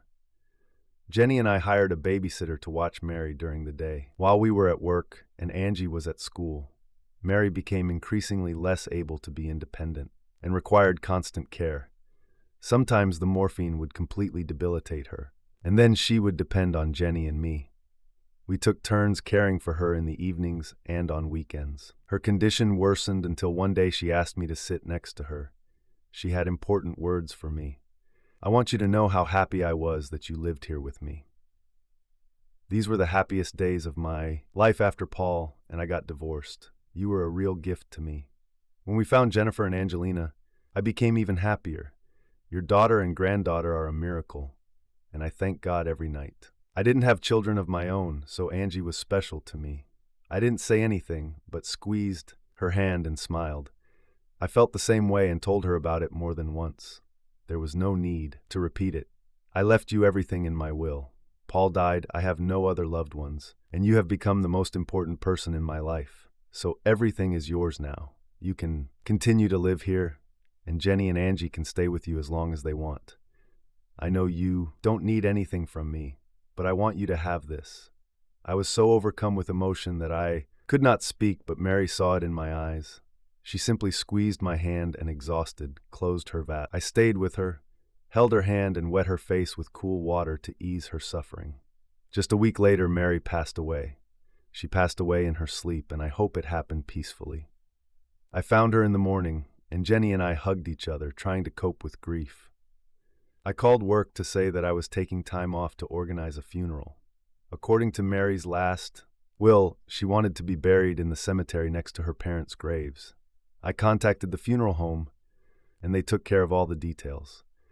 We scheduled a memorial service for Friday, and I was pleased that many people came to it, both for the farewell and for the ceremony itself. Mary had many friends, most of whom I knew, but some I didn't know. Everyone mourned the loss of a faithful friend. Angie took the loss much harder than I expected. I think this is due to the fact that Mary became almost like a grandmother to her, whom she never knew, and also replaced her father. He died while he was serving, and he never got to see her. Mary became her great-grandmother, as she called her. Angie spent a lot of time with Mary, cared for her, and in her last days almost never left her side. As the guests began to leave for shelter from the continuing rain, I stayed close to Angie and Jenny. We all didn't want to leave. It seemed that farewell would not be final as long as we could touch her coffin. Finally, Jenny walked up to the casket with Angie to say goodbye. Angie placed a small rose on the coffin and blew a kiss. Jenny smiled at her, turned to me and said, "We'll wait for you when you're ready." He and Angie headed to the limousine, and I stayed behind. I stood there silently, looking at the shiny bronze coffin that Mary had chosen herself. The cemetery employees were waiting for my permission to lower him into the grave. I nodded and watched as he slowly disappeared into the cold ground. They removed the belts and winch, leaving me alone with this last-minute goodbye. That's how I stood now, with the rain drizzling down on me, and with the knowledge that my best friend was no longer there. I wiped my tears and tried to return to this gray, wet world where Mary was no longer there. After waving to the employees and thanking them, I headed towards my family. Life went on as usual. All property, as Mary bequeathed, passed to me, and the inheritance was formalized without any problems. I was able to take care of all her obligations, and Jenny, Angie, and I continued to live in the house that had long since become a real home for us. We lived like this for about 6 months, until one day Jenny asked me if the two of us could go somewhere to talk. I agreed, realizing that she had something important to tell me. Since Jenny came back into my life, she has proven herself to be a reliable and self-sufficient woman who has worked hard to provide for her daughter's future. She often recalled her careless past, when with her actions she ruined Alice and my lives before leaving. Jenny told me her story as if it had not happened. To her about wild parties, life on the streets, drugs, and promiscuity. She never made excuses and apologized for everything she did, for cheating, stealing, and lying. Al and I knew everything then, but we couldn't help her. She left, and we realized we had lost her. But now he was a completely different person. She coped, survived, and met a wonderful man whom she loved so much that she wanted to change her life. She received her certificate, got a job, and they began to build a life. She was 3 months pregnant when he was called into service. He left voluntarily, considering it his duty, and Jenny accompanied him with pride. But her pride turned to grief when 4 months later she learned that he had died. She went into premature labor that same day, and Angelina was born 6 weeks premature. She was weak and barely survived at first, but soon began to grow and became stronger. We went to a small park where we sometimes had picnics. The day was clear and sunny, and we walked slowly along the forest paths until we came to a bench near a stream. Jenny sat down and motioned for me to sit next to her. I sat down and took her hand, letting her know that I was ready to listen to whatever she had to say. "Mom, I want to ask you one question, and please answer me honestly." "Fine? Of course, you can ask or tell me anything. I want what's best for you and Angie, and will do everything I can to help. Say what's in your heart." "I think I'm in love with Woody." "Before you say anything, I want to make it clear that he and I had nothing but a few friendly dates for lunch or dinner, but now he has officially asked me out. I'd like to know what you think about this. Do you have feelings for him, and do you want him to be with you? If so, I will step aside without any offense, but I really like it, and I would like to see what can come of it. Everything depends on you." To be honest, I was a little stunned. I knew that Woody had taken Jenny under his wing, training her and supporting her as she settled into her new job. I knew what kind of person he was, and I was sure there was nothing shameful or secretive about it. Woody saw in Jenny what I saw, and he was the man who could offer her a stable. At first I hesitated. He was more than 20 years older than her. I knew that he was full of energy and strength, but I saw no reason to deny her this. I think Woody is a wonderful person, and I have no feelings for him other than friendship. If you think he could be your life partner, I say go for it. You know what I think of him, and I know he will be a wonderful husband and stepfather to Angie. By the way, does Angie know about him? Angie adores him. We've all met together more than once, just as friends, but she really thinks he's special. This is what attracted me to him and what you told me about him before. I want to say yes to him and see what happens. Thanks for approving this. This has been bothering me for a long time, and I was afraid that you still had feelings for him. Go ahead, daughter, and be happy. You deserve it." And she made up her mind. Jenny and Woody became a couple, and it was nice to see her so happy. Angie was also happy. She began to call Woody almost Dad. She never had a real father, and besides Mary and me, she knew no other adults. So the appearance of Woody was a real gift for her, especially considering the kind of person he was. They dated for almost a year before he finally proposed to her. First, he came to me and asked for my blessing, and I could not hold back my tears. Woody hugged me and let me cry until I finally wiped my tears away and gave my blessing. That same day, he proposed to Jenny, and she accepted. I started planning the wedding, and we chose a date for mid-June. It was supposed to be a small ceremony, since Jenny and Woody wanted to keep it low-key. We put together a guest list, and it ended up being 30 people. We were up to our ears in worries, and despite the work, we managed amazingly. There was only one problem we couldn't solve: who would walk Jenny down the aisle. As the mother of the bride, I couldn't do this. Mary would have been ideal, but she was no longer with us. Jenny and I discussed this issue for weeks, but we could not come to a common decision. This gave me an idea. It's been almost 5 years since I last saw or heard from Al. All I knew was that he received my letter about 4 years ago, but never responded. Mr. Green stayed in touch with him, but we haven't spoken since. I asked him to set up a trust for Angie. I decided to call him the next morning. I also called Clive, our detective, and told him that I was trying to find Al to invite him to the wedding. I wasn't sure if Al knew about Jenny, Mary, and Angie, but I wanted to at least try. I asked Clive to see if he had any contacts or information about Al's whereabouts. He listened carefully to me and then proposed a rather unusual plan. Clive said that if I did what he asked, he had a chance to finally find my husband, my ex-husband to be exact. I had long ago signed the divorce papers when Mr. Green said he had given my letter to Al, but he refused to answer. Then I realized that it was all over. I listened carefully to Clive and finally agreed to do as he suggested. The next morning I went to Henry Green's office and asked him for some time to talk. His secretary said she could find time for me in the afternoon, so I decided to spend a few hours shopping for the upcoming wedding. I had lunch at a little cafe that Woody and I had been to a few times and had brought back mixed memories. During tea, I called Jennifer to discuss which photographer to choose and a few other minor details until it was time to meet Mr. Green. The office looked the same as it did 5 years ago when I first met Henry Green. Now we were on first-name terms, and just talked about life for a while before I moved on to the purpose of my visit. Henry, as you know, my daughter Jennifer is getting married soon. We are almost ready for the wedding, and everything is going according to plan.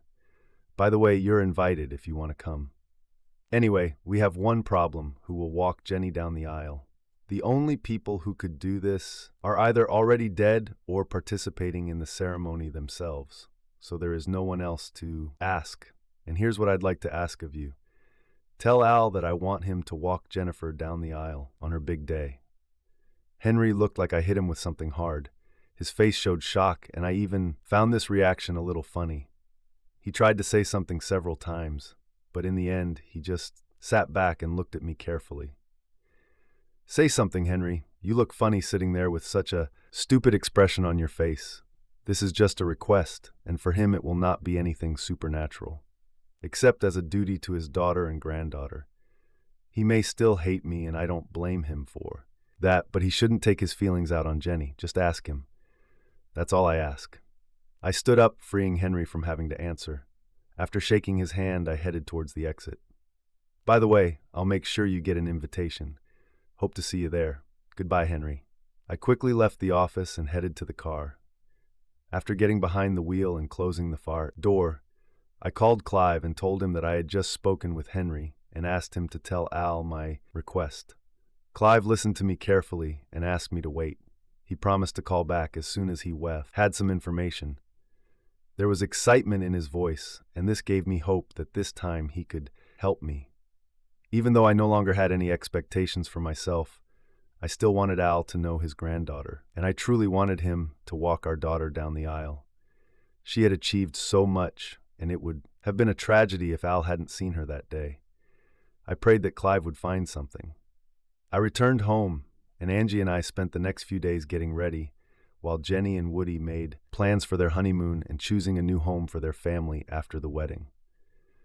Angie had mixed feelings about moving because she was so used to our home, but I assured her that I would always be there for her and she could come see me whenever she wanted. This calmed her down, and soon she was looking forward to a new life. We were all happy, but I was still waiting for news about the search. A week after I called Clive, he called me back. It was obvious that he was worried, and he asked me to come to his office as soon as possible. I asked what he found, but he refused to talk on the phone. I agreed to come the same day.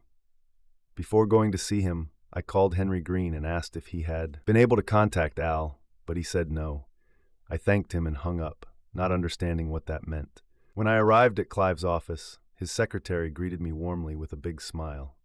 Over the past few years, I have become almost a regular customer with them, and besides, I paid Clive a considerable amount, which perhaps explained their joy. Come in, I have great news for you. I think you'll like it." Clive was overjoyed, and a contented smile lit up his face. He waited until I sat down, and running out from behind the table, handed me a piece of paper. It had a name and address neatly printed on it. I looked at him in confusion because I did not know his name and address. I looked up at Clive, waiting for an explanation. "That's all. That's the name he lives under now.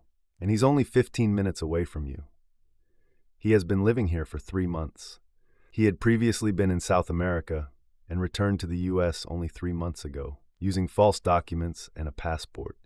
Apparently, he managed to enter the country without attracting the attention of the authorities. All this time, I suspected that he had hidden means, and he returned as soon as he was sure that the danger had passed. But how did you find him under a false name?" I asked in surprise. "When you contacted Henry Green, he sent all a message by courier." I knew from someone who worked in his office that this was the only way Henry kept in touch with Al. No phone or mail, only couriers. I sat there and watched. The courier delivered the message to the mailbox, etc. Branch and I had to wait more than 10 hours, but it was worth it. I saw Al himself take the note. I recognized him from the photographs you gave me. I followed him to his house and found out the license plate number of his car. I found out through the DMV that this was his name. Now I have an address, a phone number, and a photo of him. Clive was beaming like a child, and I didn't care how excited he looked. Tears filled my eyes, and I stood up to hug him. He happily returned my hug. And his secretary, watching us, also shed tears. We all stood there smiling and exchanging joy. When I left the office, I still didn't know what I was going to do, but I decided to talk it over with Jenny, Woody, and maybe Angie first. I needed to digest all this, and I decided to postpone the decision until tomorrow.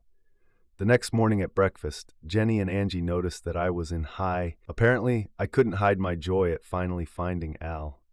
I decided to tell them the truth and find out what they thought about it. I told them everything I found out. Jenny and Angie were stunned and speechless for a moment. Jenny spoke first. "Mom, you need to meet him. Of course, I really want him to take me to the altar, but first you have to see him alone, just the two of you. Do it for yourself. Fine." She smiled softly, and in that moment I realized again how lucky I was, that we had found each other and that she was back in my life. "Grandma, you must go to him. You have to tell him to come back. I so want to meet him and have my own grandfather. Please tell him this, please. Okay? For the sake of both of you, I'll go to him tomorrow. I'll tell him what he's missing, that two beautiful ladies are waiting for him here, dreaming of seeing him. If he's a real man, this will work, don't you think?"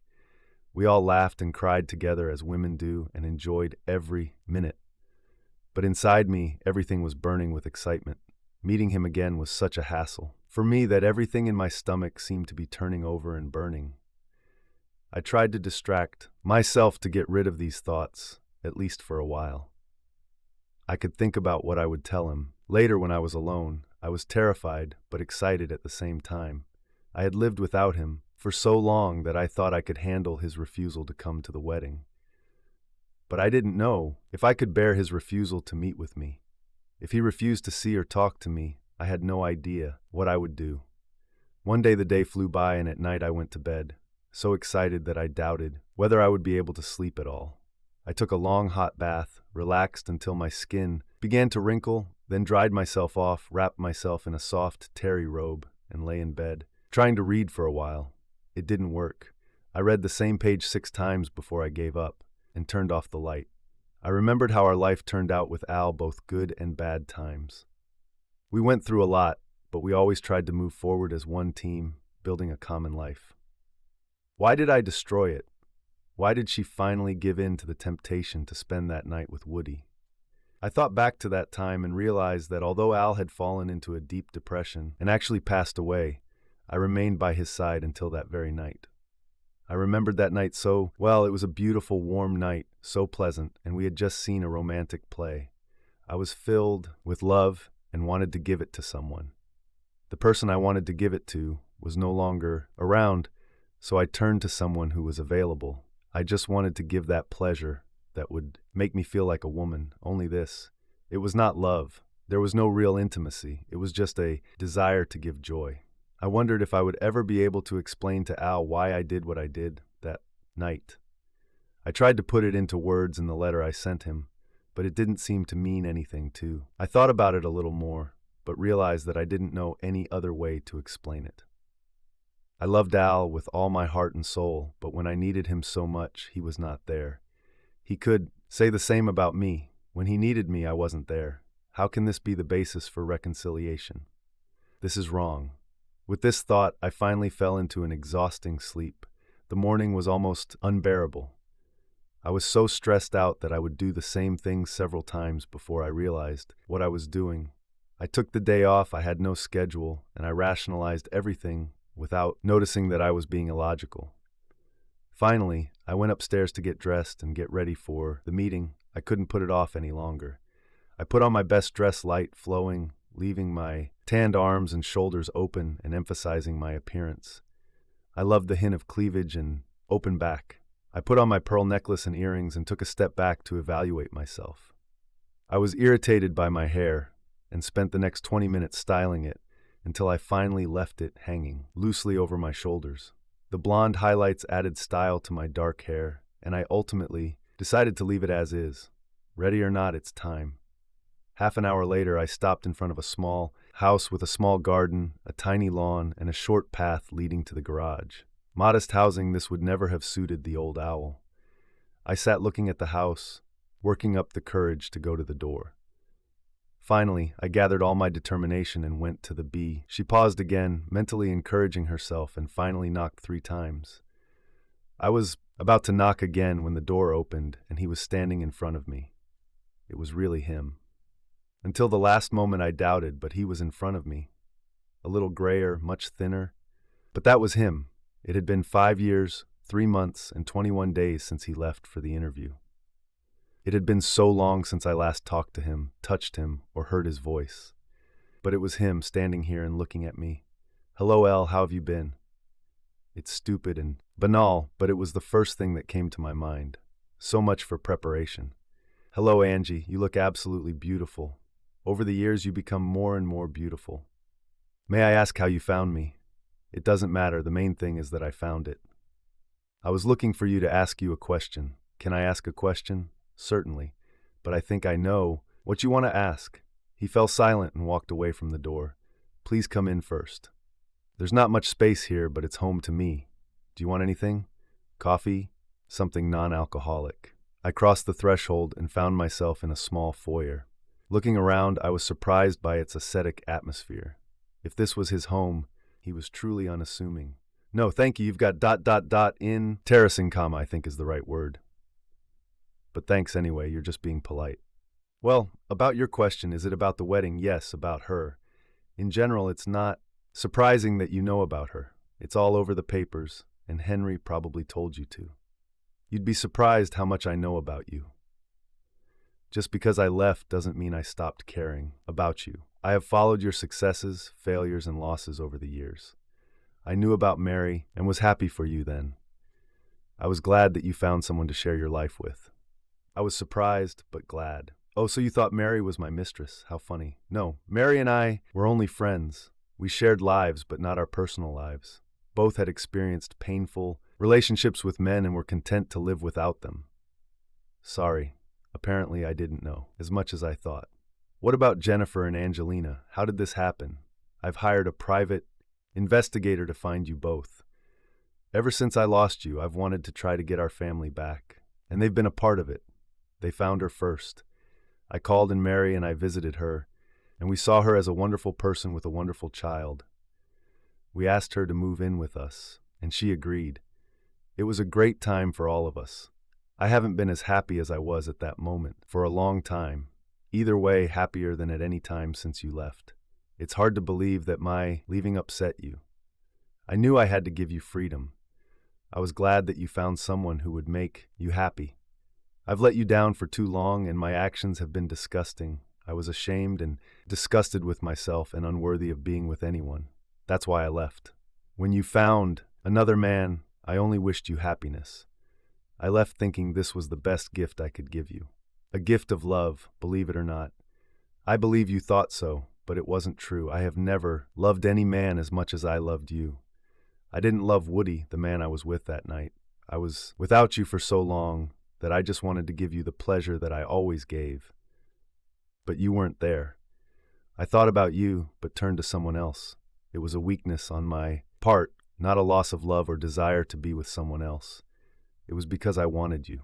My biggest sin is that I didn't even notice the changes that began a few weeks before that night. I was so caught up in my search for happiness that I missed the return of the man I loved.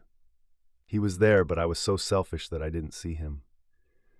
When I realized it was already too late, I tried to explain to you, but you didn't want to listen. You've already decided that I want someone else. You didn't let me tell you how I felt.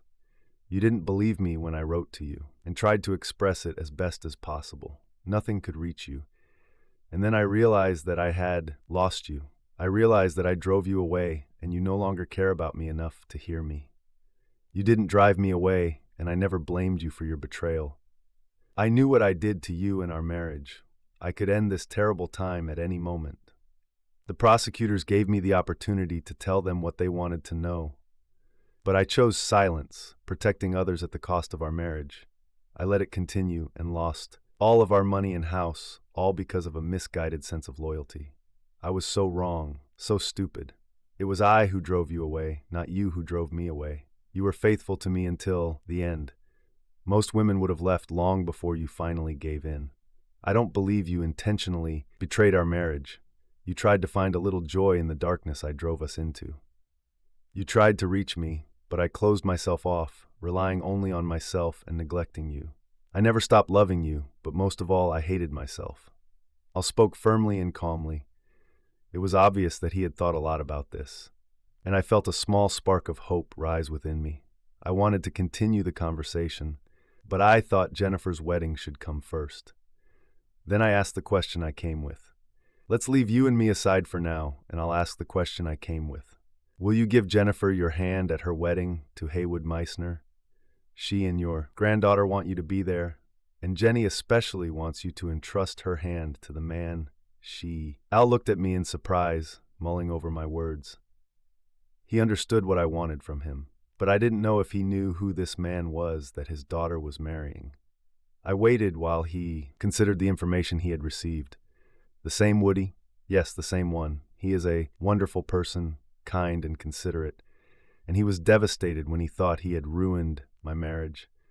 I had to try hard to convince him that it wasn't his fault, but whatever you think, he and I were never together again after that night. It was my decision, and he accepted it. It wasn't until he met Jennifer and asked me for her hand that we saw each other again. At that moment, he was so in love with her as she was with him that he did not see anyone around, except her. I'm amazed. I guess I didn't pay attention to his name, but isn't he too old for her? It seems like they are several years apart. Age doesn't matter to both of them. And Angie adores him. They are a great family, and I am very happy for all three of them. But you haven't answered my question yet. Will you give her a hand? Yes, of course. I would be honored to give her in marriage. I have my doubts about who she will marry. But since she asked me about it, I will do it.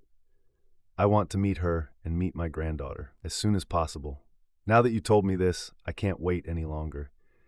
Then he stopped and looked carefully into my eyes. He reached out his hands and placed them on my shoulders, holding them at arm's length. From his touch, I felt a chill run through my body. I wanted so badly to take his hands and pull him towards me, but I restrained myself.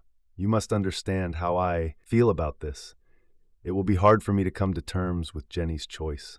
This man has not proven to me that he is a decent man. He betrayed me when he was with you. He knew you were married, but he ignored it. I just can't help but think about what he'll do when he's married to our Jenny. What if he finds someone else he likes or who is vulnerable? What then? I was stunned by Al's words. It didn't look like Woody in my eyes. Woody was an honest man, and it was I who led him down the wrong path. It was my fault, not his. I told Al this, but he just shook his head sadly as he listened to me. In any novel, there are two people involved. He invited you to meetings several times and was willing to spend time with you, even though he knew you were married. He knew that when you are with him, you are not at home with your husband. Despite all the problems in our marriage, he had to respect it. You said he invited you home that night, didn't you? Isn't that right? Yes, that's true, but I agreed myself. I was married and I had to say no. It's my fault, can't you see? No, I don't see. Why did he invite a married woman to his home just to spend the night with her? Explain to me why it was permissible for him to offer this, but for you, it was impossible to accept. I was starting to get confused and didn't know how to explain to Al that Woody was a decent person and that it was my fault. I tried to explain again, but he simply refused to hear me. He continued to claim that Woody was also to blame. I tried to convince him again, but then he asked me another question. Didn't he say he loved you? I think you told me this yourself. If he loved you, why did he switch to Jenny so easily? I have no reason to believe that he may have other motives. Maybe it's just in my head, but I will always have doubts about him, and I may never be able to accept him as my son-in-law. What about Jenny? She loves him so much, I believe that he loves her too. What will you tell her? I won't tell Jenny anything. This is her life, and I have no right to question her choices. According to you, she is a strong woman and knows what she wants. She's been married before, so she understands what to expect. Thank you for this. She would be heartbroken if you voiced your concerns. I believe you're wrong about Woody, but that's up to you. I'm grateful that you will still be there for Jenny and Angie and won't discourage her or fill her with doubt. Now I'd like to come meet Jenny and Angie and get to know them better before the wedding. Will this be acceptable to you and to them? Certainly. I spent so much time and money to find you, and now you ask if you can come to my house. Please come now. They will be so happy to see you. And you will fulfill Angie's dream of meeting her grandfather. I would really like this, but I think it's better to wait until tomorrow. I want to prepare for the meeting. I want to pick out a gift for Angie and something for Jennifer. I'll also be able to dress a little better. You took me by surprise, I admit. I thought about his words, and before I could stop myself, I blurted out, "But will you really come? Last time we broke up, you were leaving for an interview. This was more than 5 years ago. Will it all happen again? What will Angie tell me if you disappear again?" He smiled at me and gently touched my face. It was a mistake. I should have done something different, and I won't do it again. I'll definitely come. How about 10 in the morning? Tomorrow is Saturday, no school, no work. I agreed and we talked a little more, but I was so excited about Angie meeting all that, I completely forgot about his doubts and worries about Woody. All I thought about was that my family would be together again at the wedding. Happy times deserve. I couldn't sit still from excitement and finally decided it was time to leave. Reminding him of the meeting tomorrow, I left and he walked me to the door. I'm glad you found me, Angie. I missed you more than I realized. I can't wait to see you tomorrow. Goodbye, Elle. I can't wait either. Please don't disappoint me again. With these words, I ran out to the car and headed home to tell the news to my daughter and granddaughter. I hardly noticed the road as I drove back. In the evening, telling Angie and Jenny about what awaited them tomorrow, I saw their sincere delight. Jenny had memories that allowed her to imagine how things would be, but Angie had nothing. It seems like Jenny never really talked to her daughter about Al and me, and she didn't have any photos of her either. She wanted to reconnect, but always felt too guilty, so she decided to start a new life on her own. All Angie knew was that she would finally meet her grandfather. The next morning, Saturday, we all got up very early. Jenny and I were cleaning the house, trying to make it perfect to quell our anxiety. I understood that Jenny would be the center of attention during this visit, and I was determined not to disturb them. This day was primarily for her, and I wanted her meeting with her father to be perfect. Angie, on the other hand, was surprisingly calm and collected. I think she decided she needed to act like an adult. It looked touching and a little sad at the same time, but I knew that this calm would disappear as soon as Al entered the house. The only tense moment came when Jenny asked if Woody should be invited. I replied that perhaps this time it would be better if they met without him. Jenny agreed without further questions. Around 9:30, the phone rang. It was Al who asked if he could come over now. I said yes, and he promised to be there in 20 minutes. After hanging up, I immediately alerted Jenny and Angie, and we all sat there tensely waiting. I was waiting for my husband, whom I myself had pushed away almost 5 years ago when I made a mistake. Jenny was waiting for her father, whom she had not seen for more than 20 years. Angie was waiting for a grandfather she had never met. 3 women were expecting 3 different. When the doorbell rang, Angie ran to answer it. Jenny and I stood frozen in our seats, listening to the sounds of their first meeting. It was so quiet that I couldn't stand it and headed into the corridor to see them. Al stood holding Angie tightly as they both cried quietly. I just stood there watching them and then motioned for Jenny to come closer. We both looked at this picture. Tears also sparkled in our eyes. It was a sight I will never forget. Al finally sat Angie down and she took a step back, looking up at him. Then she took his hand again and pulled him down the corridor towards us. We were still standing when Al saw me and Jenny. He smiled and let Angie lead him further. She finally turned to us and ran to her mother. "Look, Mom, this is Grandpa. Look at him. He's just wonderful. You can kiss him too." Angie grabbed Jenny's hand and pulled her towards Al, and he opened his arms to embrace her. She merged with him in her arms as if there was no time between. It was too much for me, and I went into the kitchen to sit alone. I had more than I ever hoped for. My daughter and granddaughter were with her father and grandfather again. Al came back into my life, but I didn't yet know what my life would be like now. Time will show. Al and the girls spent time together, talking, laughing, and just getting to know each other again. Woody came over later that evening, and Al was very nice to him.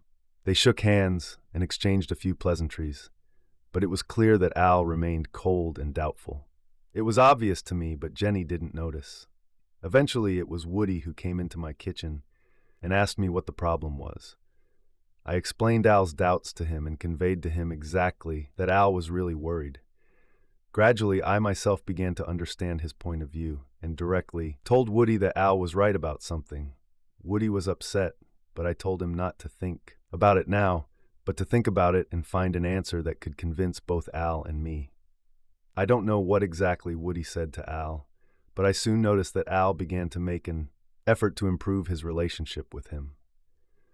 Woody didn't share their conversation with me, but it didn't matter to me as long as Al was confident in him.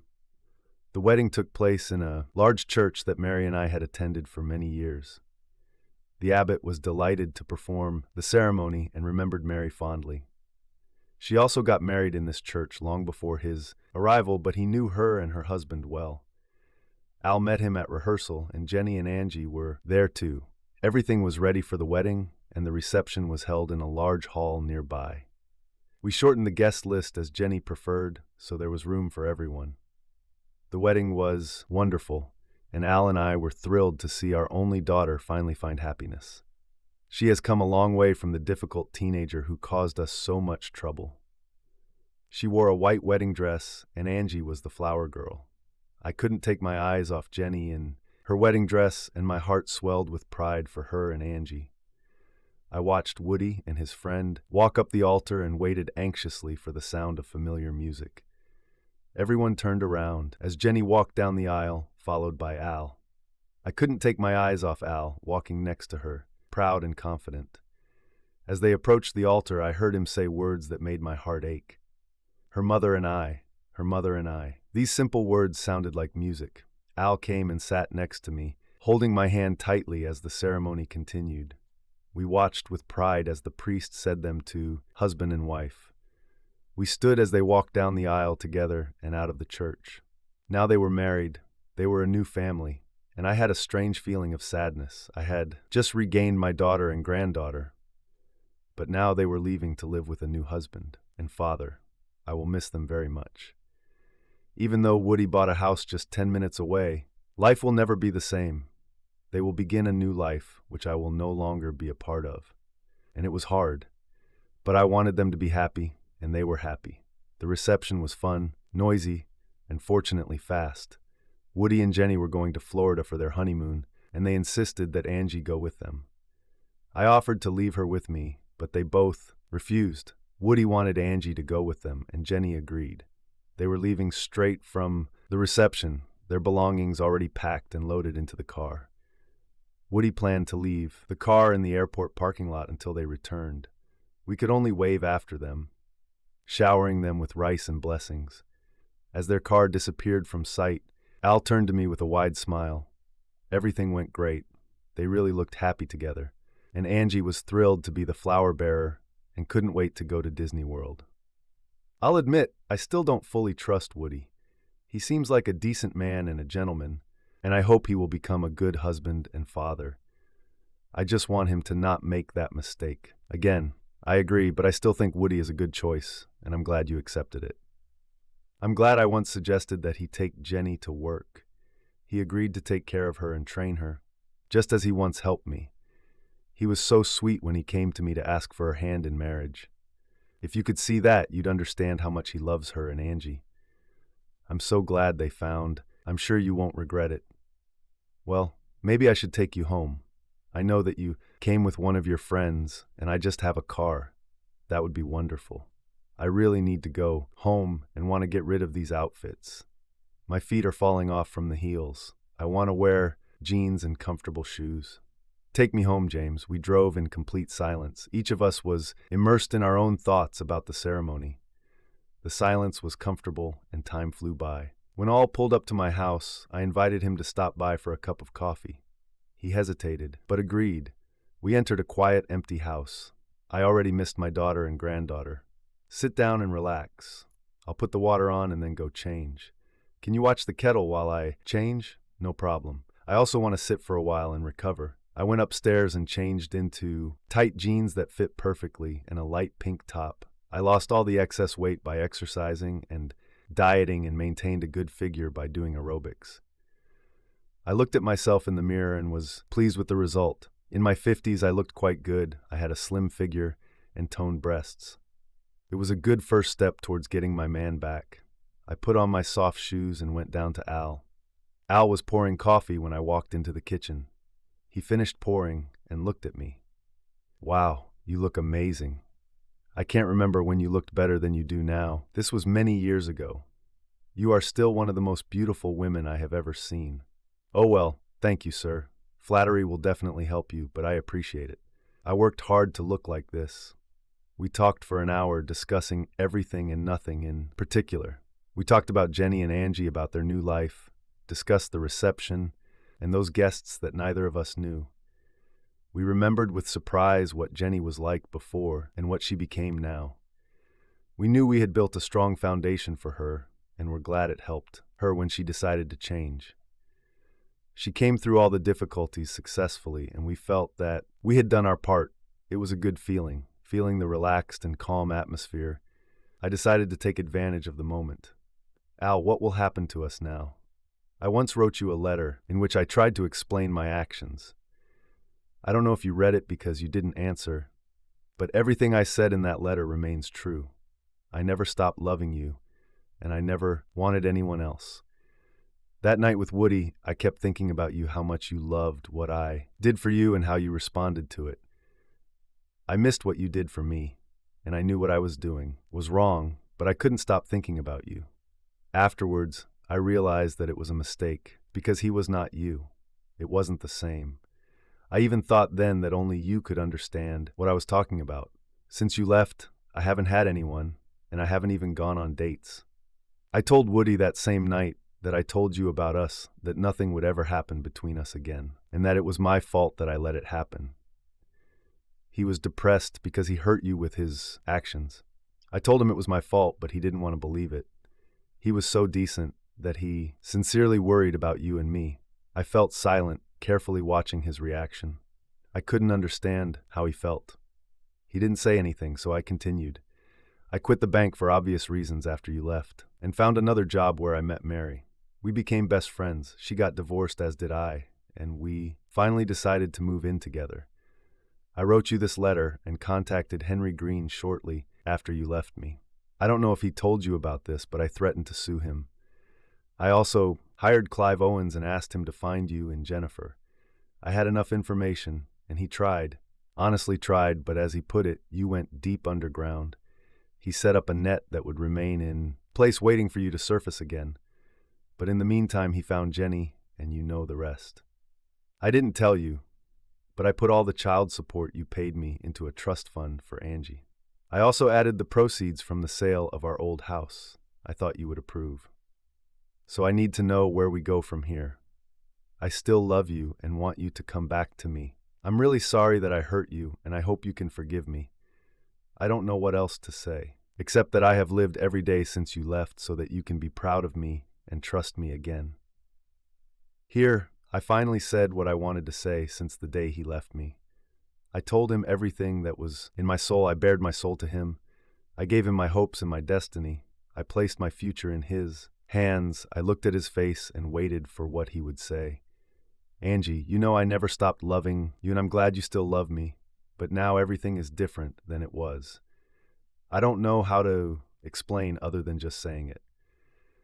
First of all, I have a daughter named Consuela. She is only 7 years old and lives in Brazil. I live there under the name Angelina Alberto Angelina. It's funny, isn't it? I took your last name as my new one. I married her mother, Bettina, a year after I left you. I didn't love her, but she was kind to me. She needed a husband to take care of her and her daughter. So we came to an agreement. I married her and adopted Consuela. Now she is truly my daughter. I was shocked and saddened.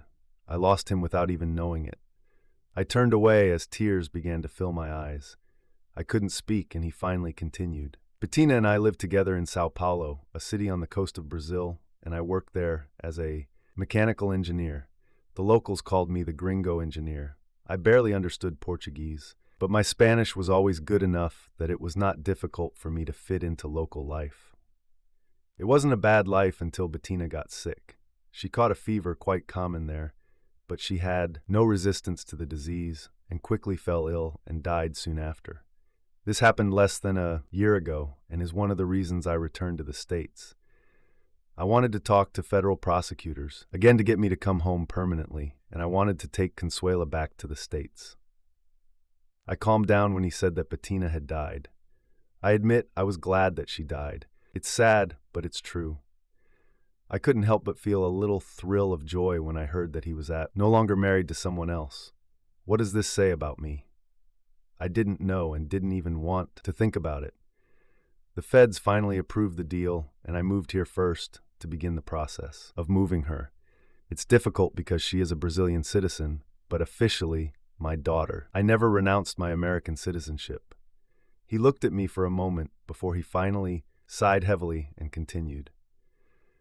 You probably aren't very interested in this because you don't know Connie, and she's nobody to you, but she's important to me. I want to give her the same life that we have. You're wrong. I care. I'm glad you want to make a new home for her here in the States. I agree with you. I can't say I'm sorry about your wife's death. I'd be lying if I said that. In a way, I'm glad she died. I know that makes me a terrible person, but I don't care. I'm glad you no longer have another wife. Al just looked at me, and Dan, did he smile? He actually looked up at the ceiling and laughed quietly. It made me smile too. I truly was a terrible person. I understand perfectly what you mean. And I told you our marriage was a matter of convenience. We liked each other, but we weren't in love. I was sad when she died, but more for Connie than for any other reason. There's something you need to know before we go any further. I convinced the feds to release some of the funds so I could fulfill my obligations to you when I left. Mr. Green only knew about the money I told him about. There were other things he didn't know about, and I didn't touch those remedies until now. I wanted to discuss this with the feds so I could go home and give Connie a good home. I hope you understand that I didn't tell you about the money for your own safety. I never cared about your money. This is your fault, not mine. I was happy with what we had. I liked our small house no less than the big one, as long as you were nearby. Don't you understand this? I finally realized it when I had time to think it over. I read your letter, understood how you felt, and realized that I had thrown away everything that was dear to me. Because of the problems I got myself into, I decided that it was too late to go back, and that it would be better for you if you could continue living without me. When I received your letter, it was really too late for me. Al sat with a sad expression on his face. I couldn't understand what he was thinking about, but I was happy with how our conversation had gone up to that point. He was free, wanted to return to the S. His daughter was not a problem for me, and he had his own money, so he would not feel obligated to me in any way. I could only wonder what was on his mind. Al, look at me. Why don't you continue the process of bringing Connie back to the States? In the meantime, you could move in with me. I have enough space. I think this will be helpful in convincing the Immigration and State Departments that you have everything in place to provide her with a good home. Don't you agree? He seemed to be considering what I said, but then suddenly froze. I'm not sure it's a good idea to move here. We are no longer married, and I don't know what that will look like, and I don't want to give the wrong impression to anyone, including you. I didn't like what he just said. I didn't understand what exactly he meant, so I decided to ask. What do you mean? What is a false impression? I love you, and you love me. What else do we need? We parted under circumstances that were not pleasant. I think you forgot about this. I don't know how to feel about this yet. I need to think things over. Think about what? You know I was wrong, and I admitted it. I apologized and promised that this would not happen again. I also know that you understand that I never stopped loving you. It was never about that. You know that. I believe you, but I need to think about something. For example, I would have to see Woody all the time, knowing what happened between you. I don't know how to feel about this yet. These words hurt me. I never thought about it, not even once. To me, Woody was just Jenny's husband. That's all. I didn't think about that. Night again after Al left. I told him about this. I begged him to believe me. I believe you, but it doesn't change what you did and what I think when I see him. You had time, but I didn't, and I'm still not sure he doesn't have his own motives. He loved you, and love doesn't just go away. He says he loves Jenny, but how true is that? Or is it just a way for him to stay close to you? Al, you can't believe this. Woody is not that kind of person. I know he loves Jenny and Angie, and he never tried to get back together with me after I told him we were over. He wouldn't do that. I believe this with all my soul. So I should just forget that you spent the night with another man while we were married. It was a mistake. I swear it didn't mean anything, and all I wanted was to make you happy, but you weren't there.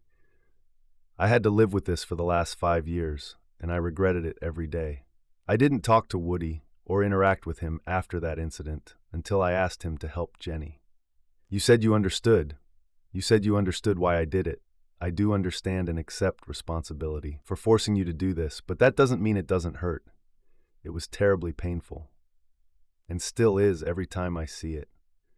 Isn't it weird that he was so willing to help you after you pushed him away? And isn't it strange that the first person you turned to for help was him? I was only thinking about Jenny and how I could find her a good job so she could take care of herself and Angie. I knew that he could help her and that he felt like he owed me something. This is all I admit, only that I could use his help, and for the sake of my daughter, I was ready to do it. Perhaps this is so. I believe that you no longer have feelings for Woody, but I am not sure that he can say the same about himself, and therefore I do not completely trust him. You'll have to deal. What did he tell you before the wedding that allowed you to agree to it? Can you tell me? He didn't say anything specific. He simply said that he loved our daughter and that he was going to build a good life for her and Angie. He said that he understood my distrust of him and that he could only prove it with his actions. I accepted his words, but I will never trust him. So it turns out that I destroyed our marriage and deprived you of the opportunity to ever become friends with our daughter's husband. How can I live with this now? Just like I learned to live with the thought that you spent the night in another man's bed while you were my wife. I was devastated. I had such high hopes for us, but I didn't realize how deeply I had hurt my husband with my actions all those years ago. I accepted responsibility and knew the harm I had caused, but I never thought how deep the wound was. I think I better leave. We both need to think. I'll call you in a day or two. Good night. With these words, Al left, and I was left completely alone for the first time in the last 4 years. Since Mary and later Jenny and Angie came into my life, my home has been full of love and hope, almost everything I ever needed. I just missed my husband, and I never forgot about him. I waited, confident that he would return sooner or later. I built my life on this dream. Now this dream was on the verge of turning into a nightmare. I constantly thought about Al and what he told me. I couldn't help but think that he was wrong. But at the same time, I understood that he had the right to feel how he felt about my actions. He was also allowed to think the way he thought about Woody. I didn't believe it, but Al did, and that was the main thing. I had to come up with something to change his mind. The next day, I received a call from Jenny and Angie from Florida. They were happy and having a good time. Jenny seemed very happy, and I could hear in her voice that Angie was delighted. We talked for a while, and finally, I hung up feeling good about their new life. I began to have an idea that I hoped would help resolve the situation with Al, but I was not ready to voice it yet. I wanted to see how things would go first. Al called that afternoon after I spoke with Jenny. He asked if I had heard news from them, and I told him everything. He was especially interested in how Angie reacted and seemed pleased with her story about Disneyland. We agreed to meet for dinner that evening, and I just wanted to spend time with Al. I promised myself that our conversation would be easy and that I wouldn't bring up our future again until I was ready. I put on my best outfit, a skirt and blouse that I knew would catch his attention.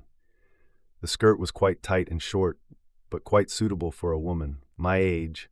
I put on my heels knowing that my legs were still one of my best features. She completed the look with a simple pearl necklace and pearl earrings. I left my hair down because I knew I'll always preferred it that way. I was more ready than ever. He picked me up, gave me a few compliments, and we went to dinner at a nice restaurant where my outfit fit perfectly into the atmosphere. Al was wearing a casual suit and tie, looking fit and fresh, as if his time in Brazil had done him good. Dinner was wonderful. We talked as before about everything and nothing. We talked a little about the newlyweds, about their plans and where they were going to live. We avoided difficult topics by mutual agreement. The evening went well. After dinner, we went to his house, and he invited me for a glass of wine. He already had a chilled bottle and some cakes ready, so he had obviously planned everything in advance. I didn't mind and even hoped that the rest of the evening might take an interesting and perhaps even spicy turn. But everything was in his hands, and I decided to follow him. As we drank our first glass of wine, Al looked at me seriously. He clearly wanted to say something, and I waited, showing all my readiness to listen. I have planned to return to Brazil next week to pick up Connie. I've talked to the State Department and the Brazilian Directorate of Immigration, and everything is ready. I'm going back with Connie in 2 weeks. This will be my last trip to Brazil, and I will be able to close this chapter of my life. Connie will start a new life here with me. This is wonderful news. I know how happy you must be that you can finally bring her home. Do you already have any other plans? No. The main thing for me is to bring her here. This has been my goal for a long time. Wonderful. Then you need to follow this plan. How can I help? Do you want me to prepare a place for the little girl? I can buy everything she needs and arrange it so that when she arrives, she has a cozy corner. Just tell me more about her. That would be great if you don't mind. I really want her visit to be as pleasant as possible. Besides, the presence of a woman would be beneficial for her. A little girl needs support, and you would be great at it. Consider it already done. You can forget about it and leave everything to me. Now, is there anything else you want to talk about? I don't need to go anywhere, because now I'm only responsible for myself. And besides, I don't really want to return alone to this empty house. Well, you could stay here if you want. I have a spare room so you won't have to travel tonight. That's not what I meant. I would still feel lonely in a separate room. We need something better than this. Well, I don't know. I haven't been with a woman in over a year, and I'm not sure if I remember what to do. Do you think you could help me? I gave him the most playful smile and said, I'm sure I can. But then I became more serious. Do you remember our game of pleasure of pain, Al? Do you sometimes think about us in this way? I know that I never forgot us and missed us very much. I miss you every time I think about what we had. Can you remember this without the pain I caused you? I never forgot you, and yes, I can remember it without pain. While we are alone, I can only remember good things. This is what makes everything so difficult. Now, it's not just you and me anymore, but today it's just like that, just you and me, and our memories of the good things we had, about the good moments of our marriage before the pain and betrayal. We can remember the good things for a while. We owe it to ourselves. I walked up to him and hugged him, pressed his head to my chest and stroked his hair, kissing his forehead. I held him until I felt him begin to respond, and then I stepped back to let him take control. He hesitated only for a moment and then pulled me by the hand towards a small bedroom at the back of the house. I followed, him feeling a surge of hope that we could rekindle the passion that once connected us before I ruined everything. The bedroom had a double bed, a chest of drawers, and a nightstand, but nothing extra. It was a man's bedroom. He made me stand in front of the bed and hugged me, holding me close to. I felt his arousal on my stomach and smiled, enjoying his closeness after so many years. I pressed myself tightly to him, wrapping my arms around his neck, in no hurry to move on to something more. Still leaving him room to take the initiative, I let him lead. He became more and more confident and lifted my face to kiss me. His kiss was so tender that it almost brought tears to my eyes. I kissed him back until I felt his tongue begin to touch my lips. Surprised, I opened my mouth, and he penetrated inside. Feeling him so close again, I felt excitement and desire that had been building up in me for a long time. I put one hand on his thigh, pulling him even closer, and with the other hand I touched his arousal. I began to caress him slowly, trying not to be too persistent, but responding to the growing excitement. He just moaned quietly, in pleasure, so I continued. I was about to undo his zipper with my other hand when he gently pulled me away. I was afraid that he had changed his mind, but he quickly showed that this was not the case by starting to unbutton the buttons on my blouse. I relaxed and allowed him to slowly unfasten them one by one. When he took off my blouse, I raised my hands so he could unclasp. Looking straight into his eyes, I saw what I had hoped to see for so long. Passion. It was exactly what I was hoping for. I walked closer to him as he found the clasp on my skirt and slowly pulled it down, leaving me only wearing lace panties, which I put on with the hope that they would see this moment. When I reached out to him to take off his clothes, he stopped me, holding my hand, and quickly took off his shirt and trousers, sliding them down without further ado. Pushing his clothes away from him, he put his hands on my shoulders, gently pushing me towards the edge of the bed. I sat down obediently, ready for what came next. "What do you want, Angie? Pleasure or pain? I want to do this right after so many years of trying to push you away. I don't want to make a mistake." I looked at this man whom I had loved almost all my life. He asked me what to do to make me feel good. It was everything I wanted. I didn't care what he did as long as he was next to me. I wanted him to understand this. "I don't care what you do to me, Al. You have already fulfilled my dreams just by coming back. I want you to take me and make me your wife again. I don't need pleasure or pain. I only need you. It's your choice, and I will do whatever you want. I am yours, now and forever." He came closer and gently laid me down on the bed. I made myself comfortable on top, feeling how his arms surrounded me with warmth and care. It was something special, a moment when we could give ourselves completely to each other, leaving all our worries outside this room. He looked at me with a gentle smile, and I answered him, feeling a little excitement, as if I was rediscovering him for myself. His hands slowly slid over my shoulders, touching me so carefully as if he was afraid to frighten away this tremulous moment. At that moment, a special feeling of trust and intimacy arose between us. After so many years of living together, I knew how my body would respond to his touch, and I was ready for everything that this moment could give. We moved so smoothly and naturally as if we were one able to understand each other without words. Feeling how completely I relaxed, he slowed down his movements a little, giving me time to enjoy every moment. His warm smile filled me with confidence, and I felt the tenderness and care gradually turn into a more intense, deeper feeling.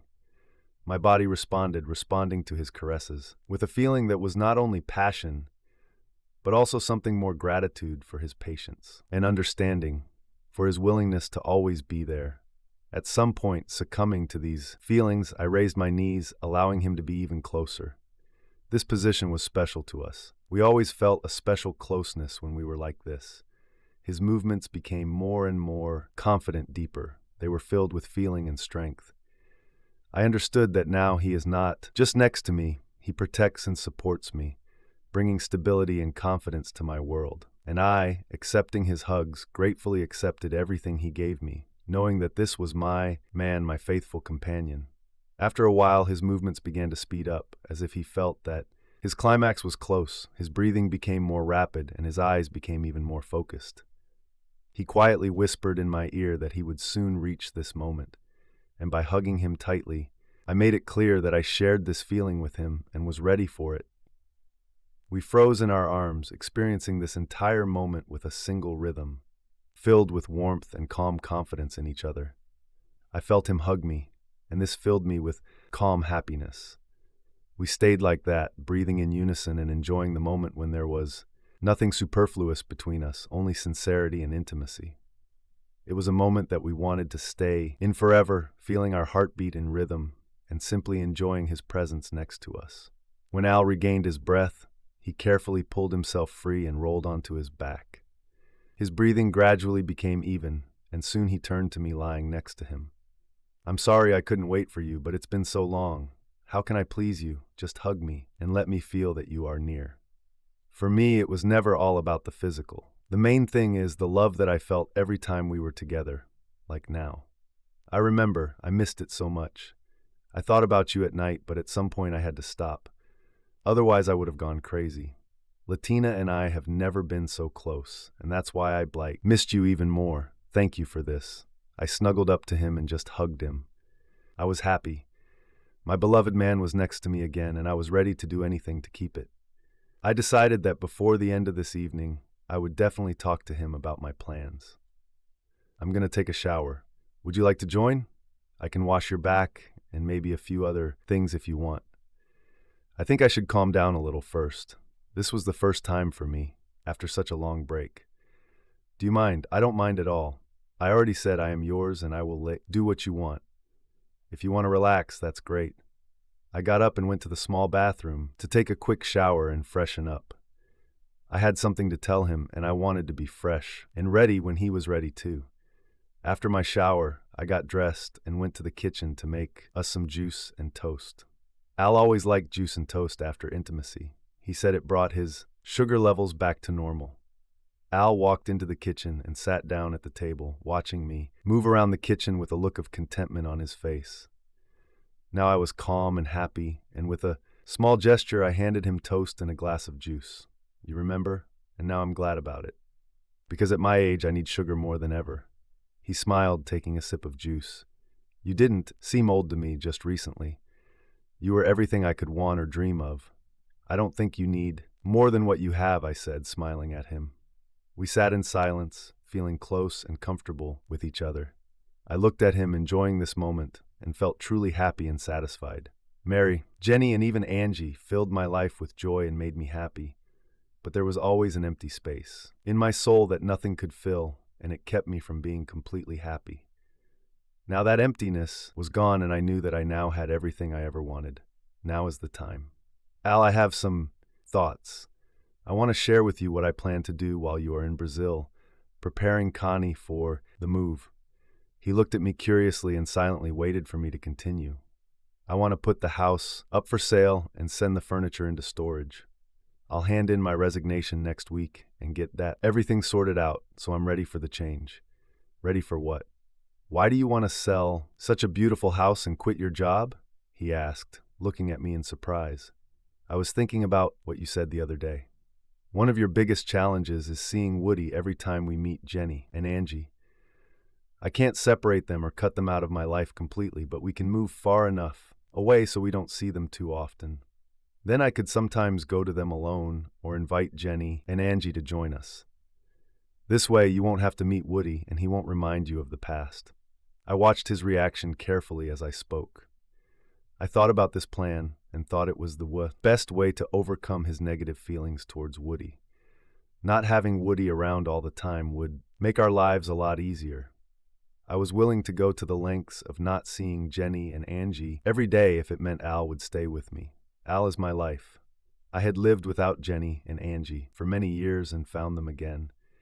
But having lost Alia for 5 years, I didn't want to experience this anymore. I made my choice. Al sat staring at me with an incomprehensible expression on his face. I didn't know what he was thinking, but I wanted to convince him that I was ready to do anything for him. Al, it doesn't matter to me that they won't be around if you're next to me. I thought about it for a long time and made a decision. My choice is you. Don't you understand? This way you won't have to see him, and we can be together. Tonight is proof of that. They weren't here, and it was just the two of us. We made love, and it was wonderful. Please, can't you see that this is the only way? Al was listening to me, and suddenly he started laughing. It was a happy, contented laugh, and my heart rejoiced along with it. He understood me and was pleased with my plan.